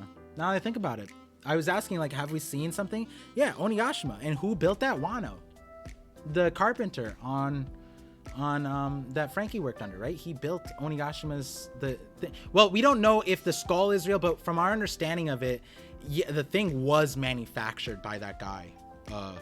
So that's a very interesting connection right there, because, you know, who's building these things? We don't know who. Yeah, we don't know we don't know who built the internal, but if the thing on the outside is was already there, then it might be, you know, interesting. Can I see your chats? Yeah, it's on YouTube and Twitch. I have both up. And I'm just like looking at the thing, and I'm checking back. Homie Seal is on Twitch. That's why I'm looking there. Do you think some ancient devil fruits are split into various devil fruits as they were so OP? I would it's hard to explain in this moment because I don't want to take away from this theory part, but I would more so it comes up to mastery. I think it comes up to mastery of like certain things, meaning like Sun God Nika, you know, Alvida's fruit and Luffy's fruit are very similar in terms of like dodging physical attacks, and you know, which one is better, couldn't tell you, but the rubbery part or the semi Kikon part of it might just be like maybe that person just had a different interpretation of what to do, and it gets deep into what I think about that, so I can't give you a straight answer. But yeah, I'm a go through here. I just sent my hastily created buggy theory on Discord. Oh, Fandom Greyfire, you did send that to me yesterday. I was at the wedding. I'm gonna check out 3 days thing next, and then if I have time to look at it, I'll check out yours. But if not this time, then next week for sure, because I do want to check out some theories. I do prefer video theories, but you know, a lot of people are on Reddit, so I'm gonna check out some Reddit theories. Why not? And today, you know, I did say last time a moral of one of my streams is reading is good for you, so I gotta read. I gotta tell you straight up, I really enjoy the depth of analysis you go into your theories. I would really enjoy like a 5-hour long analysis of One Piece in this time. If I analyzed all of it, it'd take forever. It'd be crazy. One day though, one day when One Piece is completed, sadly as enough as it sounds, it's gonna be a great time to just go back and just reminisce. It's gonna be great. Thank you, Mason. Thank you. Probably check out my theory. So okay, all you guys submitting theories, I realized I should, this is like a new thing. I hit and it went through the same thing. I'll create a submission part. It's gonna be different from the One Piece creator things, because I like your guys' theories, and the One Piece creator things I'm gonna do theirs eventually. Like these other creators, I'm gonna give a proper like video or thing where, like, you know, I don't want to like and the other part of it is later on. I want to make all of my theories with a fresh perspective, and then go back and look at the other creators' theories and see how insane they like connect or don't connect, or different perspectives and all that stuff. Because like Simply Kevin is one of those videos I think I'm gonna do a whole video review of. That dude needs so much love. He perfectly predicted Green Bull. It's just absurd, that guy. Simply Kevin, that is one of the videos I'm probably gonna do during the month, because I don't see him getting enough respect for that. That being said, your guys' theories, I will check out some of them. I will clarify, I don't read a lot of theories for that reason, because I want to, you know, put out my own perspective, and you guys have really awesome ideas, for sure. I just want to, you know, separate it out. And what's more fun to me is when I put out the theory and then you guys put out your theories, and then we connect it and it becomes a stronger theory, and that's usually what happens here on Voice of All Things. So I want to maintain that, but you know, there is some room for like, hey, you guys can inspire some different perspective of mine, and I'm definitely open to that. It's not like I'm not open to that. It's just, that's just why I don't read as many theories or watch as many theories. And I was telling that to Sai, I've never been part of the One Piece community, which is, thank you guys again for being here. Thank you guys for being the best like possible reception of like a community that I could possibly have, because this is a great time. It's a great time. I'm still baffled that one time I got baited by TCB to do an 8-hour stream, and I had 200 concurrent viewers that entire time. It just flatlined. Like, how did you guys stay here for that long? That was insane. But anyways, I'm gonna continue back. I'm so sorry to take the detour. Let's see, where was I? Okay.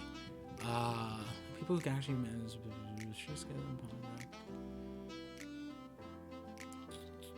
Now, how does this all connect back to rocks? So far, our timeline. Ooh, timelines! I love timeline. Ooh, you use the years. Wait. Are these the same years I have, or did you develop this separately? Because I love you for that. Timelines are so important.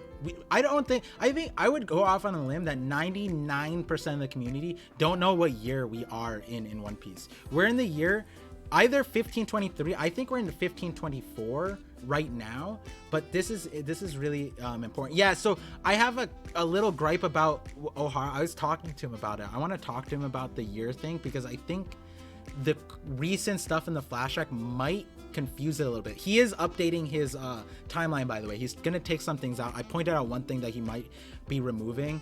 So our tour is one of those creators I really do want to sit down and talk with him, because he's awesome. Very cool guy. Metal Solid, if you put it in the chat, and if it's long, put in Discord. And if you want like a full thing, Discord is a great place to put like longer things. But I'm gonna get back to the thingy, the homie seal thing. Okay. Where was I? Oh, the years. Okay. Initial founder Pirate Island, who built the skull, we don't know. Agreed. Countless other leaders. Year in between. Year we don't know. Closer to present day. I like how you clarified that.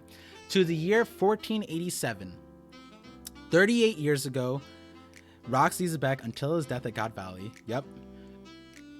1487, same year, 38 years ago, to 1523.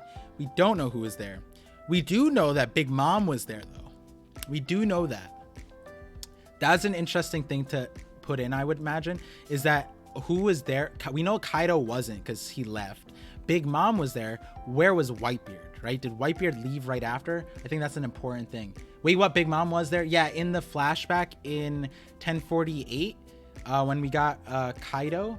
Oh, I missed a whole lot. Pablo? Oh, Pablo. Okay, I thought that said Pluton. In the flashback, after God Valley, we saw Big Mom shouting at Kaido, and she was on that island. We don't know what she was doing. We don't know if she was the king as you're proposing, but my understanding is if Whitebeard was like first commander of Rox's crew, right? Then Big Mom was probably there too. So who is in control? We don't know. Maybe that's where Whitebeard took a lot of people there. I don't think she was ruling over. Yeah. I'm just meaning like that. I think that would be important to clarify the presence of Big Mom and possibly Whitebeard. Big Mom confirmed, Whitebeard possibly, right? 1523, 2 years ago, Marshall D. Teach. Yep, got it. Kaido. Yep, Kaido leaves after God Valley. Yep. Got you. Okay, so this is done more cleaning the visual here. Ooh, nice. Wait, can't you end this into the thing so you don't have to click on the link? I saw 3-Day was able to do that. Are you not able to do that? Not calling you like a pleb Reddit user, but like, I'm joking. No roast. Ooh, I like how you put your tag there. Good shit. All right, cool. I'm gonna leave that one open though, because I'm gonna see that. As we can see, there's a massive gap on Pirate Island's founding. I'm gonna say Pirate Island because I can't pronounce Fullaled. Is it Fullaled or Fullaled? Rox's reign of undermine. It's weird because I'm reading the thing and my brain auto puts the word that I want to say. So instead of Zebek, I say Rox. Rox's reign of an undetermined quantity of years, and given the long time ago, we can assume that this is quite a while. We don't really know what it would amount to the 4th century. Now, given Fullad's moniker,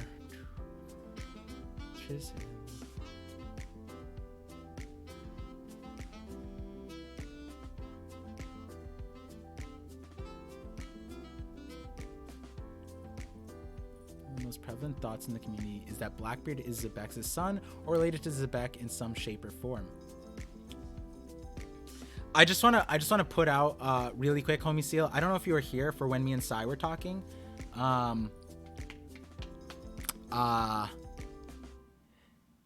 It might be interesting to fit that part in. I mean, I know that's another thing, but like Nika being Joy Boy, Buggy, Shanks, Ancient Kingdom, where does Blackbeard fit into that? You know, that is an interesting thing about, and it might relate to this island thing. So I'm interested to see what you say by end of it, because this is a theory now that could help me out in my idea. I might not even like bring like, you know, but this is like interesting, the thought line that I'm on right now. If you know that 2 of its rulers are related, would it be stretched to say that many of the rest are as well? Would explain why Navy continuously has invaded. The ruling class of pirate kings or queens that have kept the island safe. Yep. what does this mean? I believe that Rock's family has been ruling over. Oh, wait, did you come up with this after the Amatsuki thing? The video where I would, cause this, I'm gonna read that out loud for the VOD. So we read everything. So what does this mean? I believe that the Rocks family has been ruling over Pirate Island for centuries, with Roxy, Zebek, and Blackbeard simply being the latest members of the royalty. Wow. See, this is what I love, guys. This is what I would not have thought about that. I was thinking like poneglyphs solely, but this is another way to bring that up. That is incredible thing, and it's like that's what's cool about the theories. Whether you agree with the full theory of mine, the logic line of that coming here and then what that inspired, it's awesome. It's awesome. Let's bring this back to the question that started this all. Why are the Rocks Pirates called the Rocks Pirates? Well, Rocks have been... Wait.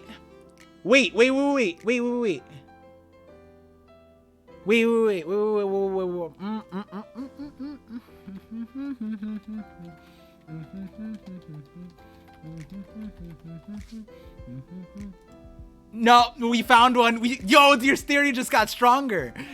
This is Doflamingo's last name, is it not?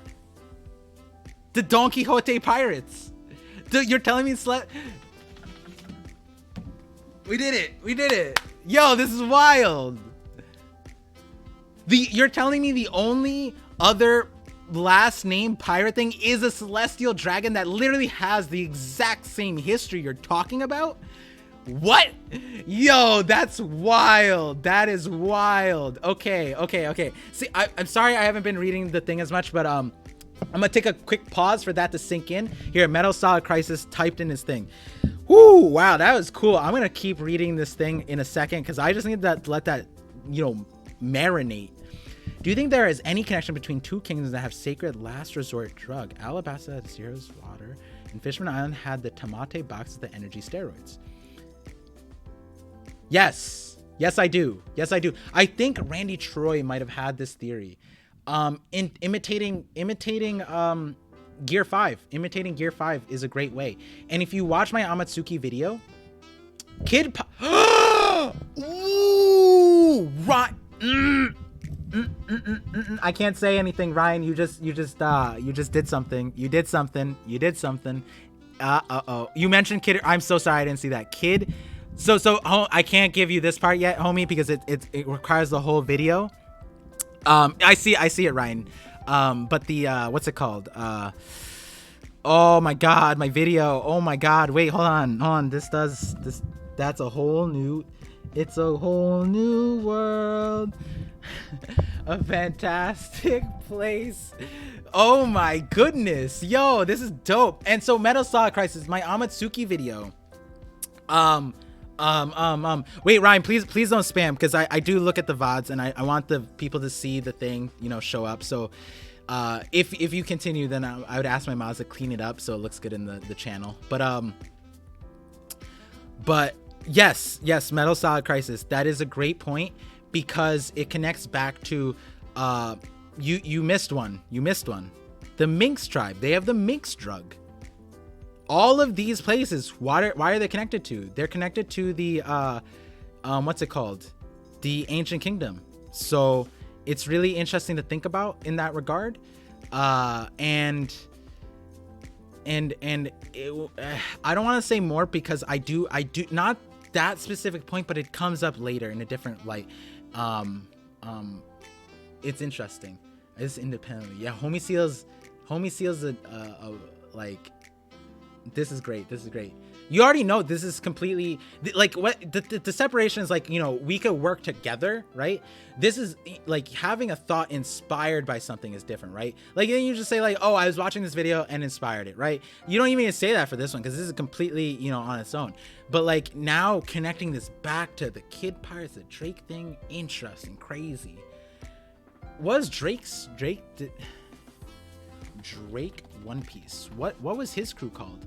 I don't really call his thing like a whole thing. What his name is Diaz Drake. So what he was the Drake Pirates. Ooh, Drake Pirates is another one. Ooh, Bonnie's? What is Bonnie's crew? So this might be a way to, we could take this because these are also not normal pirates. Let's be honest. Bonnie's pirates, that whether or not this theory is hurt by the fact that we're finding more people with last name ones, there's also a world where it could be strengthened if we get more information on Bonnie and Drake. I'm not gonna lie, because I have suspicions about all of them. I mean, Bonnie's sus is all help. It's both her and also expand. Yeah. So, yeah. I think you deleted all of the ones, the Kid Pirates ones, but it's there. It's we understood it. I said it out loud. But let's see. Let's continue on with this theory. Oh, wait. There was another one. I did have a question. Is it possible to rewatch the series? I tried to earlier, but the videos are privated. On my VODs channel, Mason, on my channel on the homepage is a Parvision VODs channel. All my VODs are there. And extra content on my TikTok channel. I upload my TikToks to VODs. Beige's crew. I wonder. Oh, wait. No. Beige's crew is the tank pirates. Right? They're the tank pirates. Yeah. Delete it all but the first one. Oh, okay. Got you. Okay. I just wasn't paying attention. Yes. Unfortunately, I can't leave the VODs on my main channel because it hurts the algorithm. But here we go. Let's continue on. Let's bring this back to this question that started this all. Why are the Rocks Pirates called the Rocks Pirates? Oh, wait. Did I read? No. Could be a generational crew, always captained.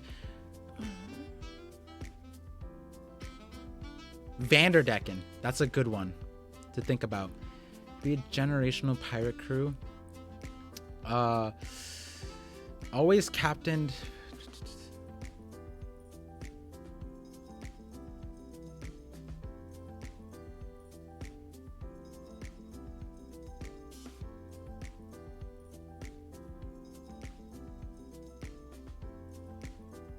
Okay. This is a little bit more stretchy to say, like, to generate. Are you the first time thinking about the Rocks? I would say that would be a harder one to bring people along with on that part. You might not even need that point, but that one is a, I could see where you're coming from with there. I definitely, because then I think if you do want to keep that in there, I would put the reference of like how Aokiji referred to Luffy, right? Like that family, like he has experience with the monkey family, right? Like your whole family is that. So I think if you wanted to strengthen that part, I would include like, that reference of how people talk about like, this isn't the first time I've dealt with this family, right? Talking about Garp, now Luffy, Dragon, right? I think that's, that would be a way. If you want to keep this, I don't know if it's necessary, but if you want to keep it, I would add the monkey thing. So if you're familiar with all the rules, 2 pirate crew. This is great for me because I reread it, but always a refresher on the Davy Back games fight whatever thing. So if you're familiar with all the rules, let's go over them pretty quickly. 2 pirate crews play some set of games. Whichever crew wins a match can take either a crewmate or a losing crew, or losers Jolly Roger system. Oh my! Wait, I don't want to say this one out loud. So while we are doing this, I silently came up with my own theory, and if I do, I'm going to shout out this post. I'm going to shout you out. Because I wouldn't have thought about this. I was thinking about this yesterday from Sai's conversation with me, and I had this thought, but it got stronger, and now it's super strong. Oh my god, this is crazy. Okay. Do I say it? No, I don't want to say it. Okay, it won't make sense to you guys. Okay. Think about it like this. What? Let me finish the theory, then I'll say it. I'll finish the theory. Okay. This system would be very useful to the Rocks Pirates to gain new members. Oh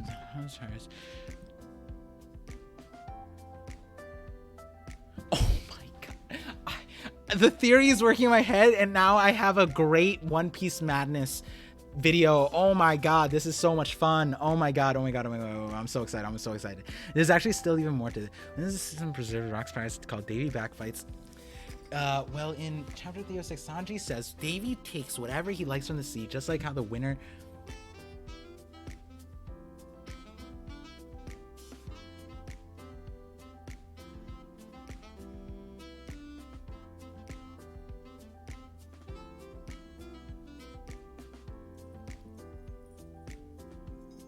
Davy Jones. I like this take. I thought about this for sure. Davy Jones.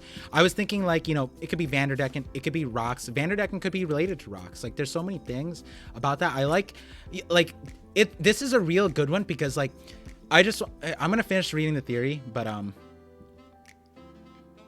I like the way you framed this theory, because you put the stretchier part in the middle. Davy Jones doesn't even need to be his epithet, to be honest, but it could be. So, main points. Full of Lead Islands incredibly owned with a rich history.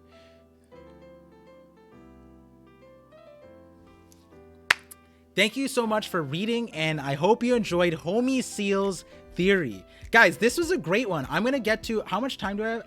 I'm gonna get to 3 days. I don't have a lot of time, but because I do need to do some getting ready, but I want to go look at that because 3 Day was really excited. Fandom Greyfire, I will get to yours next time. I will make in my Discord like a submissions thing where it's not like the One Piece creators chat. It's different. But okay, here, let me just, because I want to get to 3 days thing. Is 3 days still in the chat? Actually, I shouldn't go over his thing if he's not here. Yo, Par, check my theory. Turbo Sagi, is it shorter? 3 days is much shorter. Okay, if it's shorter, send it to Homie Seal and he'll send it to me in the mods chat, or send it to a mod and they'll be able to send it to me if it's shorter.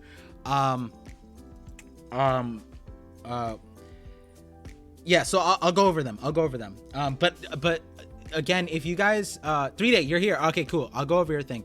If you guys want to send over, want me to, if you guys have a theory, whether it's a video, a thing, I prefer the videos, but reading is great. Reading is good. Reading stimulates the brain. Do reading, more reading, less brainwashing video thing. But I will create a system. I'm sorry I won't be able to get to all of them today. I'll be closing on like 4-hour streams, so I can't go to everyone. I'm sorry. But I will. Turbo Sagi, you're a homie. I recognize you for a long time. So 3 Day Turbo, you're next. I just want to throw out quick madness real quick, because this is what Voice of All Things is for, right? Let me put on my glasses for this. How many of you guys were here earlier in the thing when I was talking about sentient ships and the possibility of that? I gotta check out the Bonnie's Jolly Roger, right? Were you guys here when I was talking about the sentient ship stuff? Devil fruit boats, yeah. And the idea is like, if we have a sentient ship, right? Mary became sentient after what? 6 months with Luffy? Got a spirit, right? And the point being is, I talk about this in Size, on the video we have on Size channel, where, you know, if Pluton is a warship, if Pluton is Joy Boy's ship, 100%, if the ship outlasted through the Void Century, it's sentient. It probably has a spirit. And someone commented, actually, this is not related, but you know, the Pluton is Hades, underworld, right? And if it were a ship and it had a Clawbotterman, that would be the Grim Reaper that Zoro saw, would it not? And what's interesting is Zoro was the only other person close to Usopp, because Usopp told Zoro about the Clawbotterman, but Zoro just went to sleep. Oh, Turbo Sagi, was that you? Okay, great. Turbo Sagi, that was a great take, because that was very unique, and I said that. Oh, it wasn't you? Okay, never mind. Someone said that on Thursday. I was sure. Yeah, someone's. And so that Grim Reaper being Pluton is very interesting. But that aside, when you think about islands, right? Are islands not just ships? Like, if they weren't locked in land, like, we're getting the idea, right? Like, Zunisha is an island that moves, and we get an understanding it walks, right? But what if you just had an island that just floated and you just went across the ocean? Would that not be a ship? And my bigger thing would be like, there's a whole conversation. This is very difficult, but like, this theory really made me think, yeah, Thriller Bark is a ship that was supposed to be an island, right? Like, that's how massive. And I feel like that's foreshadow to what might be the Void Century. Maybe all these islands were not islands originally. All of these islands might have been ships originally. Some of them could be real islands. Some of them could be. But then when you think about like Amazon Lily had like the thing in the middle, the thing. We're talking about Whale Island, not Whale Island. Zoe had like the whale tree thingy, and then Wano matches that, and then it's like, what's it called? I just have a feeling that islands and ships like have some kind of connection. The reason why I thought about that is because and I thought about that for a lot of reasons, but the reason why this theory made me feel stronger is because look at the Reverie, guys. Would you guys say the Reverie is efficient? Like, you know, they're trying to get world peace. Wait, the Bing Sake lyric about the laugh tail moving?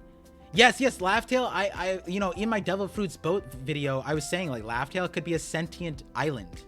Laugh tail could be an island that moves. Laugh tail should be an island that moves. Laugh tail could be a lot of things. So in my Devil Fruits boat float video at the very end, I was saying like sentient islands are a very probable thing. And Zunisha might be an example of that. Maybe Zunisha was an island that turned into an elephant.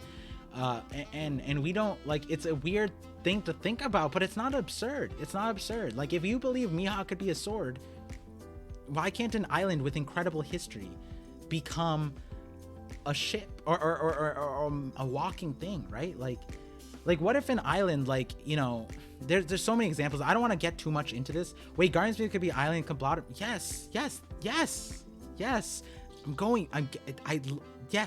Yes, this is why we're here. So let me just, because I want to get to the other theories, and we could talk more about this in the theories in the Discord, because I need to get to the other theories and then head off. But what I wanted to say is the Reverie efficient? It wasn't. So I was talking about Yamato being Pluton. Oh, the Yamato Pluton thing. Yep, I remember that. The lore of it. It's possible it connects. So I enjoy the stream that Wano is sitting on Pluton. Hunter, go check after the stream. Go check my collab with Sai on his channel. I give a really great explanation, I feel like, of why Wano looks like why Wano looks the way it is. I think you're really gonna love that take on it.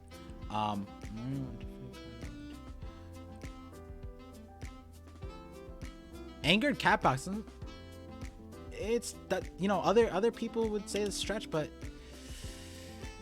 possibly. Yeah, exactly. No reason to assume you can't if you can feed a sword or a cannon one, right? An island is literally the thing that should be the most sentient. I was saying swords, but no, islands. Islands have so much history. Like, for sure, like, I feel like Dressrosa is one of those islands. It should have just got up and slapped the shit out of Donkey, like Doflamingo. You know what I mean? But like, going back to it, the Reverie is an awful like representation of peace, because we're seeing it's manipulated, it's controlled. There's so much red line. They don't know anything. They're not coming to peace, right? You have all these islands that just are all these countries that are coming together trying to figure out peace, but then they can't, right? Why can't they? And it's wild because like they're in the midst of wars fueled by Kaido, Revolutionary Army, CP0, Gorosei, like all that stuff. It's not an efficient thing.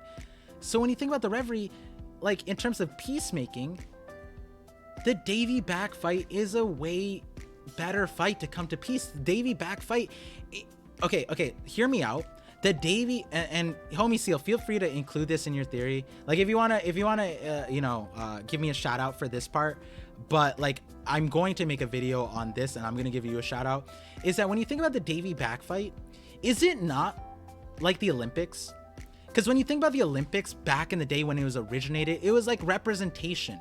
It was a way to like avoid, like, yo, like, we don't want to fight. Like, this is a peaceful way to like, you're strong, we respect that. Like, what are you doing? It was like a peaceful thing. And the Davy back fight is kind of a representation of that. A way to avoid war truthfully, in the Davey Back fight, not, you know, you can die, but you're not really dying. And this is a peaceful way to diffuse things. Yes, it's not fair to everybody, but like, neither is the Reverie. The Reverie's not fair at all. No one can convince me that. Neither is the UN in our world. No, neither is NATO. None of that is fair.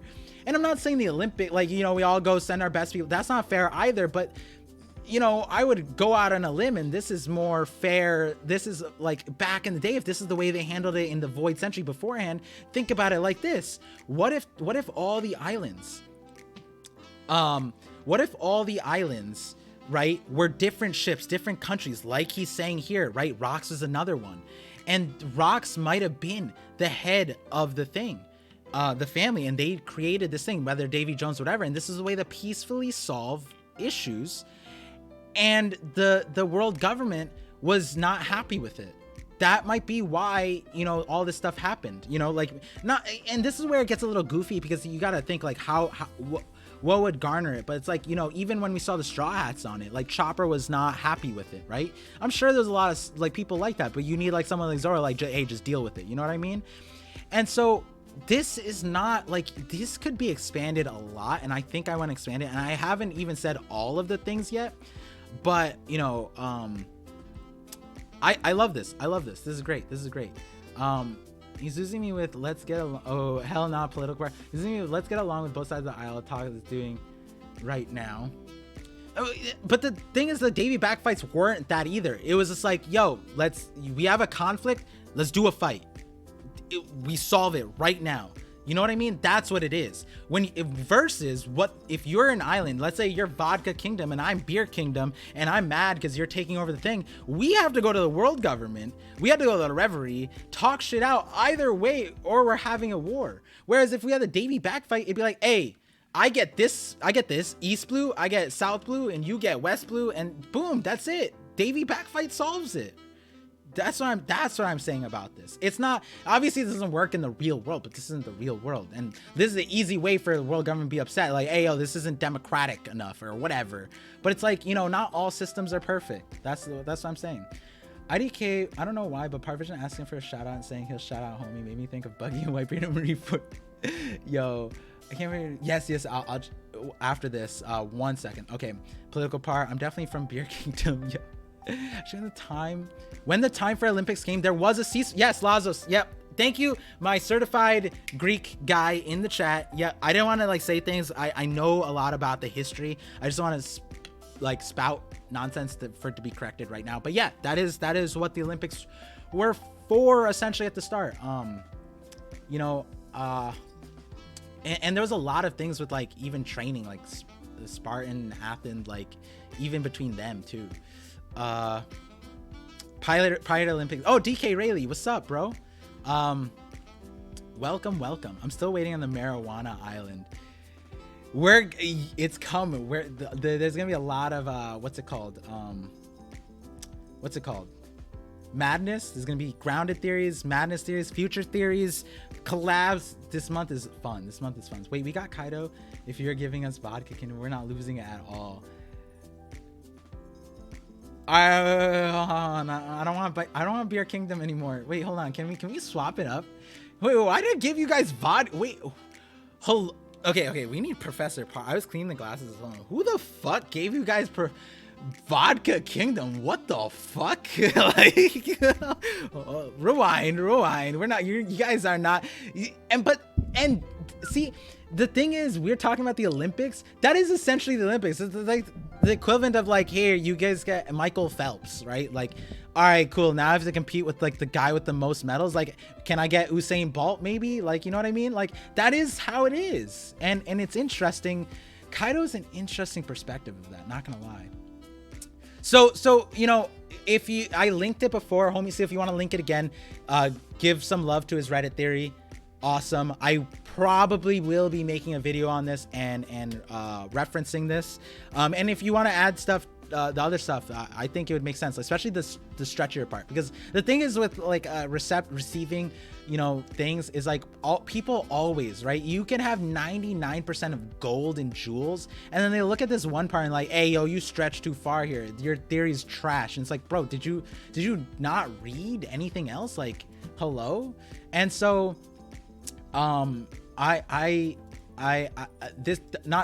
this line, whichever one you talked about, the rocks, Kaido ever teamed up the rocks thing, that was the only one. But yeah, great theory. I love it. It's great because it shot up my inspired. It's a great theory when you're inspiring people. Okay, so now we have 3-day. 3-day has you guys lied to me, this is not shorter, but it has images. So, you know, we're kind of humans are brain dead for images. I'm 3 hours late, but did y'all make any DK Rayleigh? You are in for an incredible VOD. This VOD is legendary. Sai was here. I Buster called Sai. So Buster call is the synonymous term for when I bring on a guest, because Buster calling is when you Clover had the best theory in One Piece and he got Buster called. So I Buster call great scholars, great creators to bring them on, voice of all things, because we got to hear from them, right? It's a symbol of greatness. And Brago came in. We got some lore. We talked the future of One Piece. It's crazy. This is a VOD that I think is a must watch for the break month. This is the things that we talked about. Insane. We didn't even get to talk about Pluton though, which I'm upset, but we did talk about Pluton. No, we did talk about Pluton. We did talk about Pluton on his channel. So it's beautiful. It's beautiful. It's the first conversation with Sai. Great time. Okay, so that being said, what time is it? Almost 3:40. So I'm gonna run through this and then I'm gonna close out the stream closer to 4. And so just before, you know, people start winding out, clearing out, again, I will be streaming again tomorrow from 12 to 2, the watch party for One Piece, episode 1022 this week. And next week I'll be streaming on Sunday. I will clarify the time, confirm the time later this week. I just need to figure out some schedule things. And Sai was a great guest on the thing. BDA came here and we found out that Sai is actually Buggy of the One Piece community. It's crazy. Sai's a legend. Sai is actually the lurking legend. He's awesome. Check him out. Hidden Island came on, had some great, input too. Today was awesome. Today was great. Today was awesome. Thank you. And thank you guys for all you guys who have been here for so long. And thank you guys for coming through. So I'm going to try and incorporate more of the theory reflection things throughout the things. And if you know why I don't, check out theories as much, I hopefully, you guys understand. But one day there will be a day when I go nuts and I look through all of the theories, review them, see their logic lines, see where I connect, see where they disconnect, where they're legends for it. Simply Kevin is a legend. I don't care. It doesn't, to me right now, Simply Kevin could just be every other one of his videos, complete garbage, nothing right. But because of that Green Bull theory, absolutely legendary. Homie Seal, gotta go. Absolutely god tier stream. Thanks for coming through. Thanks for helping out. And always a pleasure to have you. Okay, so we're gonna go through 3 day trips theory. So title of it, what if I told you the name of the ancient kingdom is... So I'm gonna take off my glasses for this right now.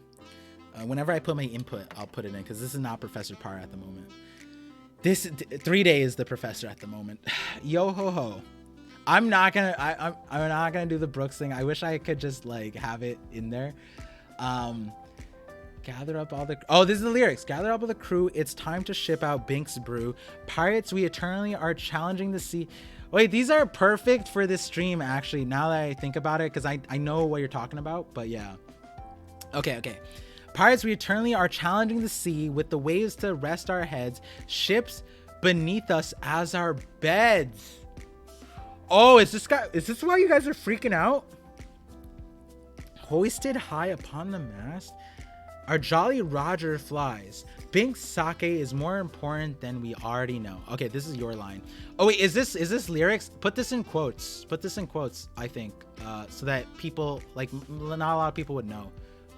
Some people might know. I'm just saying, first, some other people might not realize that this is you versus the song. Some of us just don't click like that. I didn't really click. I'm a noob.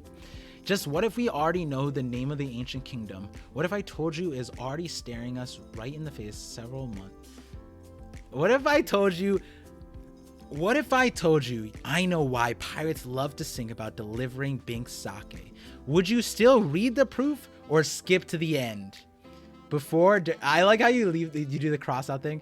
During or after blank century. First off, pirates do not deliver anything. Merchants do. Facts. That's facts. Do we know any pirates? Pirates, the one asterisk would be the underground, the underworld, right? We do have pirates that deliver things, goods, weapons, Don Quixote. But, he is a broker. He is a broker. So why would the lyrics in Binks sake say that? 4 verses of the song that start with the same line. Gather up all of the crew. It's time to ship out Binks brew. I read that completely wrong. Gather up all of the crew. It's time to ship out Binks's brew. In another version, it says going to deliver Binks's brew. I would check the raws. I'm going to check the raws to see what that is. I know on Wiki has it, but I always like checking the raws myself. And then why have pirates sung it for centuries? I believe centuries ago, the newly formed world government, or even before fully formed, made it illegal to sail the sea. Oh, so this is where we, okay. I also have a theory that connects with this. I like it. Sail the seas unless you are part of the 20 allied nations, navy or merchant ships. I have a different take on it. Let's see why, if you explain why. Anyone else traveling on the seas would be labeled criminals, called pirates, enemies of the D clan and the people of the ancient kingdom decided to brew sake around the world disguised as merchants, delivering sake to neighboring nations. Most likely gathering allies doing research. Sake bottles would be labeled Binks, making it seem as if I want to know who Binks is. I think in line with my Void Century thing, I want to check this out. 3 Days Theory is great. Yeah, so far it's great. I'm gonna love how you connected. What's fun is me and 3 Day have been talking behind the scenes about certain things, and so like 3 Day is super kind, by the way. He's just like, if you're gonna do something on this, I don't want to do it. I'm like, bro, just do it. What? Like, even if you do that, I'll shout you out. Like, that's cool. But right now, I have an interesting perspective on this. I'm not gonna explain it here because it's in 2 videos. So I have it written out. I don't know if I'm gonna change that script because of this, because it's already written. I think I recorded some of it, but I might make like an extension. Let's see what I do though. This sake bottle's named Binks is interesting too. To me, just one of the events in David back on the rules established the game. That's not part of the rules. Yes, and I think that lines up with the Reverie idea, that it was the pre-Reverie Davy backfight. I think that's like, if you guys ever hear that outside of thing, I think this is a unique take, that the Davy backfights were the predecessor to the Reverie. I think that's gonna be a unique take that I have, and I'm gonna make a video on that. That's gonna be the headline. I think that might just be the headline. Abandoned the ancient kingdom. It's possible. The monkey family abandoned the ancient kingdom. Should make it a video. Oh, I guess Zeus rules over all the skies, but not him. 4 wind spirits, gods. Should make it a video. You can go back after as you like the theory. Yeah. That's what I'm gonna do. Later on, once I get like, fizzled out of the theory stuff, or I just want to change it up, because like sometimes you get tired of like looking through, and you need more time to space out. So then that's probably when I'll make a series of reviewing all the theories. That's why I have the One Piece creators channel, because I ask people to send dope theories there.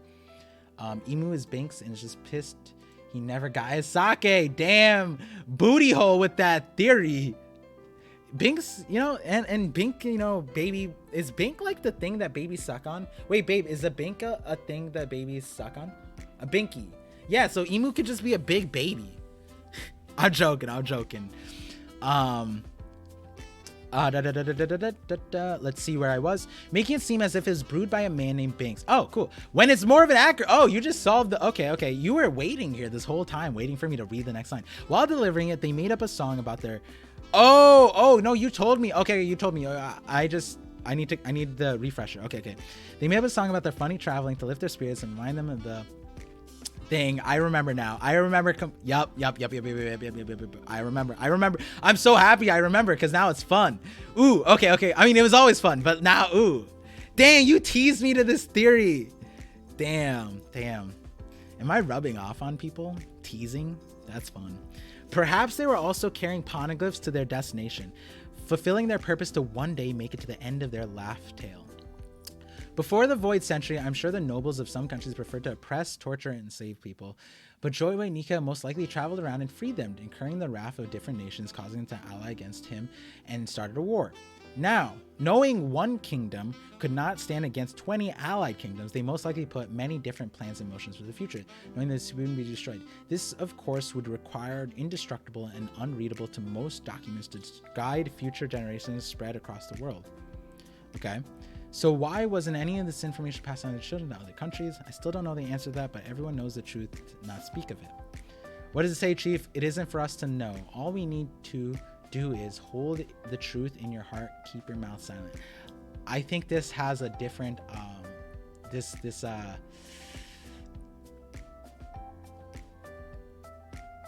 you guys already know. Here, since this is a 3 days thing and it prompted it, I'll put in my little 2 cents. I'll put my 2 cents here. Do you guys remember me asking around? I don't want to leak this though. I don't have a solid thing, which is why I'm okay with leaking it. I'm sorry, I was just tapping. I just realized that's probably really problematic. Do you guys remember how I was saying that there's islands that are shapes of organs? Hold the truth in your heart. Islands that are shaped with hearts. I would look at that, try to find one. The Memorial Kingdom that Ivankov is from, heart-shaped, has a heart on it. Very similar to Fulalead Island. That has a thing. Here, we'll bring it up real quick. Memorial Kingdom. Heart shape. Not too different. Very interesting. Now, keep your mouth silent. What is Jaya's shape of? Is there not a mouth on, if you took Jaya, pieced it together, there's a mouth on it? So to me, it's like this is a riddle to the islands. Keep the truth in your heart.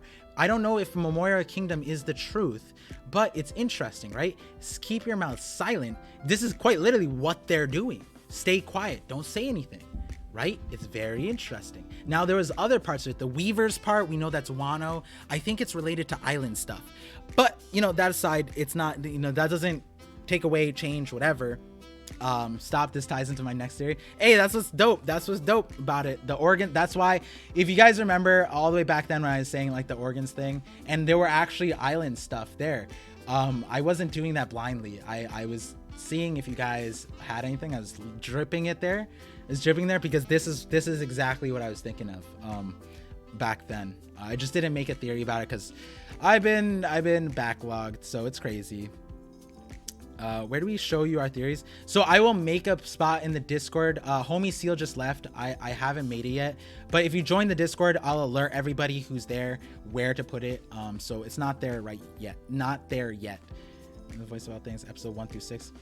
It's on Gangster Gastino. It's on my VODs channel. On my home thing, you'll see Parvision VODs. I upload all my VODs there. That's where it is. Yo, Gangster Gastino, I answered. You don't need to spam it anymore. We got this.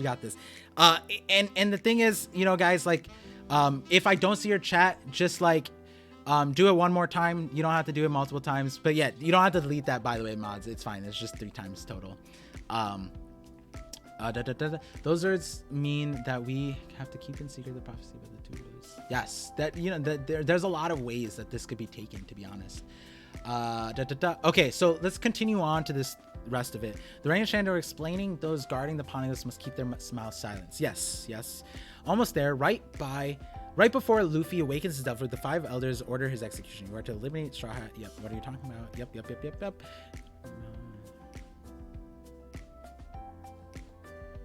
Now, one other time. Oh wow, this really connects to the conversation today. Yep. He says the name of the ancient is key to everything. Yeah, this is really important, guys. This is I wasn't gonna put this in my video, but I did talk about it with Sai, I think yesterday, that that this is incredible, right? Because their entire like the Gorosei being the 5 elders is second to the part where they just are thirsty for Robin. They just want Robin all the time. We don't know why. And the thing is, if it's for her knowledge, then why did you kill everybody here, right? And the thing is, maybe they would have kept Clover alive if he not said this thing, but they were already kind of planning on Buster calling them as soon as they saw the poneglyph.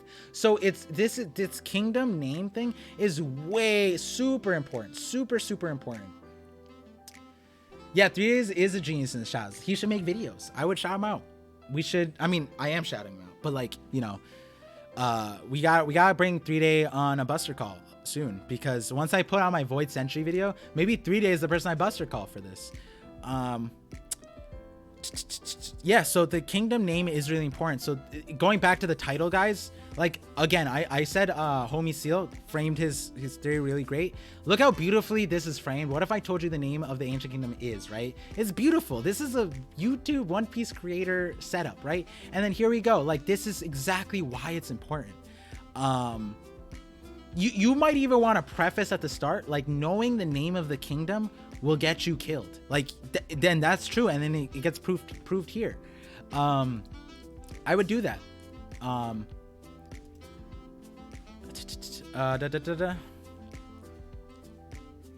What's it called? The existence and idea of this kingdom is the true threat to the world government. I think the idea is freedom and the existence of joy.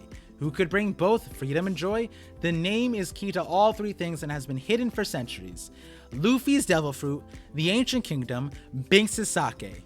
The name the world government would kill for. Oh, you wrote it here. The would kill for is, drumroll, is Nika. And that's why I was remembering the thing. So 1, Sun God Nika is the Devil Fruit. The Nika kingdom, the ancient kingdom. The brood in Nika, so he earlier, keep in mind, he was saying Bink is an acronym. That's what he's saying. So brood, I like how you put the spaces. Brood in Nika kingdom is the acronym. That is what they were selling to people. And you know what's interesting? Vodka kingdom, beer kingdom, maybe those are reasons why we're thinking about this more. What was sake kingdom, right? Was it Bink's nation? Who's Who was imprisoned after Shanks stole the devil fruit he was guarding. A prison guard told him about Nika. The same guard vanished the very next day. This is true. This is true. Believe it or not, you choose. But you can't deny the fact that after that, learning the name of Luffy's devil fruit just opened up the entire world of hell on the world government. It's too late now. When the month-long break is over, just wait and see what happens. I do want your opinions and suggestions. I will follow up with more proof in part 2. Ooh, damn. So this is great. This is great. I didn't upvote already, but here we go. Upvoted. I like this, and I like. I will link this also. If even if 3 Day didn't link it themselves, but yeah, check out her theory, because I have this theory and my theory go together. And I don't think they contradict at all, which is like really incredible. And what's more incredible is like, we don't even talk about the same things, but it's like they both can be true. And so this is what I was talking about before, which is why I don't necessarily always look at theories, because it's like I make this theory and then I see this and it's like, oh my god, wait, 3 Day, who are you, where are you, I want to talk to you, like we need to talk, you know, about this. And now it's like a reverse order, which is still the same thing, but you know, like, so now after I put out my video, 3 Day is gonna be, you know, really excited. I think I explained a little bit, but you know, it's gonna be dope. So and this, like, this is creator level framing of a theory, really nice. You put the images, you know, Hidden Island is more focused on like the presentation of stuff, and I do that too. I unintentionally, I guess, I did win awards for presentations back in college, but you know, in terms of like that kind of thing, I'm good at presenting because I have a unique form of presentation. But on the surface level, in terms of presentation, this is beautiful. This is very beautiful. You even gave Gandhi my nickname, such Amatsuki Zero. Yeah. 3 days dope. 3 days dope. My theories are that Shanks was the one who inspired the world government, or the world government. The warlord system. Ooh, that's an interesting. I actually haven't heard that one. That would be. I think we don't know if the warlords existed before Shanks became a Yonko though, so it doesn't deny that. That's an interesting take. Yeah, let me check out some of the things. So I'm closing in towards the end of the stream, guys. Thank you guys again for being here. Did you also use different colored pens for your notes? What do you mean different colored pens? What do you mean?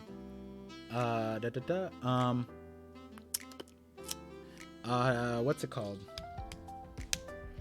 I think there's an announcement. Oh, please like the stream. If you guys enjoyed the stream, please like it. If you just tuned in, since I saw a few of you, again, just clarifying, I have a separate channel, the Parvision VOD channel. It's in my main channel. Just as soon as you click on home, it's there. All my VODs are there. I can't upload VODs to my main channel because it kills me in the algorithm. I'm so sorry. It has to be that way. Blame YouTube. They should give us a live stream place to just a separate tab that doesn't just destroy us in the algorithm. I don't get why they don't do that. I need to talk to Susan apparently. Come on Discord, your brain will... Yeah, Tachi is on Discord actually. What could be the best brewery on the mobile one? I'm gonna stop. Yeah. In what chapter appears the name Ancient Kingdom? Should it be Great Kingdom? Ancient Kingdom, chapter 395. Professor Clover says a Great Ancient Kingdom.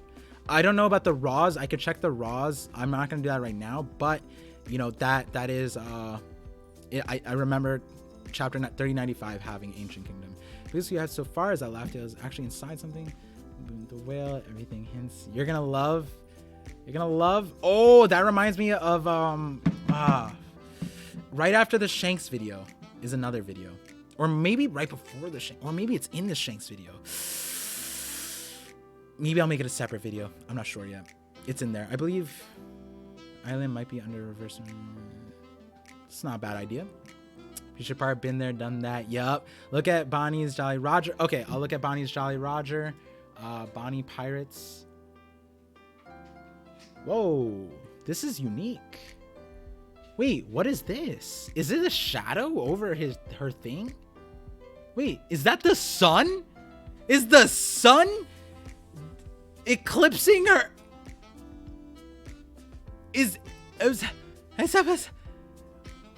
Wait, I don't. What is your take of this? Because I'm looking at this and seeing the sun shadowing, eclipsing her Jolly Roger. Just remembering the chapter. Yeah, I got a lot of chapters locked in here. That one's a favorite one. Oh, Pablo, I responded to your thing earlier. I responded to the Ancient Kingdom thing earlier. Someone said chat, it was the sun. Yes, this is the sun. What in the... You also shit when first saw pointer. Oh damn, I'm sorry. I was probably mid conversation with Sai. So this is wild. This is so wild. I almost changed. Or no, this is later. We talked about the Bonnie Price in the last series. Sorry. Yeah. Tune 4. Bro, this is crazy. Oh my god. United Kingdom of Nika. What do you think? Let's leave. I like your acronym take right now. Honestly, I like your acronym. The only other part of the acronym thing is to bolster it. Is you would need to show precedence of Oda using that pattern elsewhere. So off the top of my head, in terms of acronyms, I can't think of one, but there probably is one or two that are probably important. So if you can think of other acronym things, you might be interested to see, where that would lead you. Actually, bite mark. It could be, yeah, but these aren't really teeth marks. Teeth marks are more rounded. She doesn't even have sharp teeth. Like Lazos, like when you think about it, that might be what we look at on the surface, but bite marks aren't usually drawn like that. Look close, it's a cookie. Yo, this is a perfect cookie though. What I'm saying is like, yes, on the surface when we're introduced, oh yeah, it's food, it's a cookie, she's biting at it. But when you look at the details, like, yes, are the chocolate chips perfectly aligned? Is this not like it looks more like a pizza, but why is the pepperoni on the edges, right? So this could be a very clever design to make it look like it's a pizza or a cookie, but it could also just be like a Jaya symbol or a Wano symbol or whatever. And again, this could be bite marks, but when you look at it, it's not rounded. So it like, I think bite marks, it would be different. Yeah, it might not be a cookie, it could be a pizza though. Circular calendar. Yeah, there's the age of sea circle and age of Heinreki, the sea circle thing. So it could be that 3 days. That's a good or no, cakes, it could be here. Could be that. Cakes here. That's a newer name. I'm assuming Ujakers or gifted came through gifted. But welcome to the stream. Cakes is here. Cakes here. I like that name. Spin bar generous spin. I'll check it out. I'll check out the Discord. Unfortunately, this weekend I just can't because I have a lot of things, and then usually at nighttime I do, but I have the wedding stuff. I think that's way about pirate flags. I would want to, but because of the break week, I do have a lot of things scheduled. But I might make that a big point at some point for sure. Remind me, Lazos, for sure, because of the break week, I have my videos, so I'm trying to make the voice of all things line up with my video releases. But that's a great idea. It is 4 o'clock, guys. I am going to head off. If there's more things that you guys want to, bring to my attention, put it in the Discord, come through the Discord, send it there. I normally check almost everything. I can't check all of it, but I do try to. And if there's something incredible, my mods pointed out to me. That's, they're hawks, they're owls, they're always on the lookout. So I hope you guys enjoyed this stream. Sai was such a great, incredible guest to bring on. I'm so happy he was here. And Brago coming through, hitting you guys,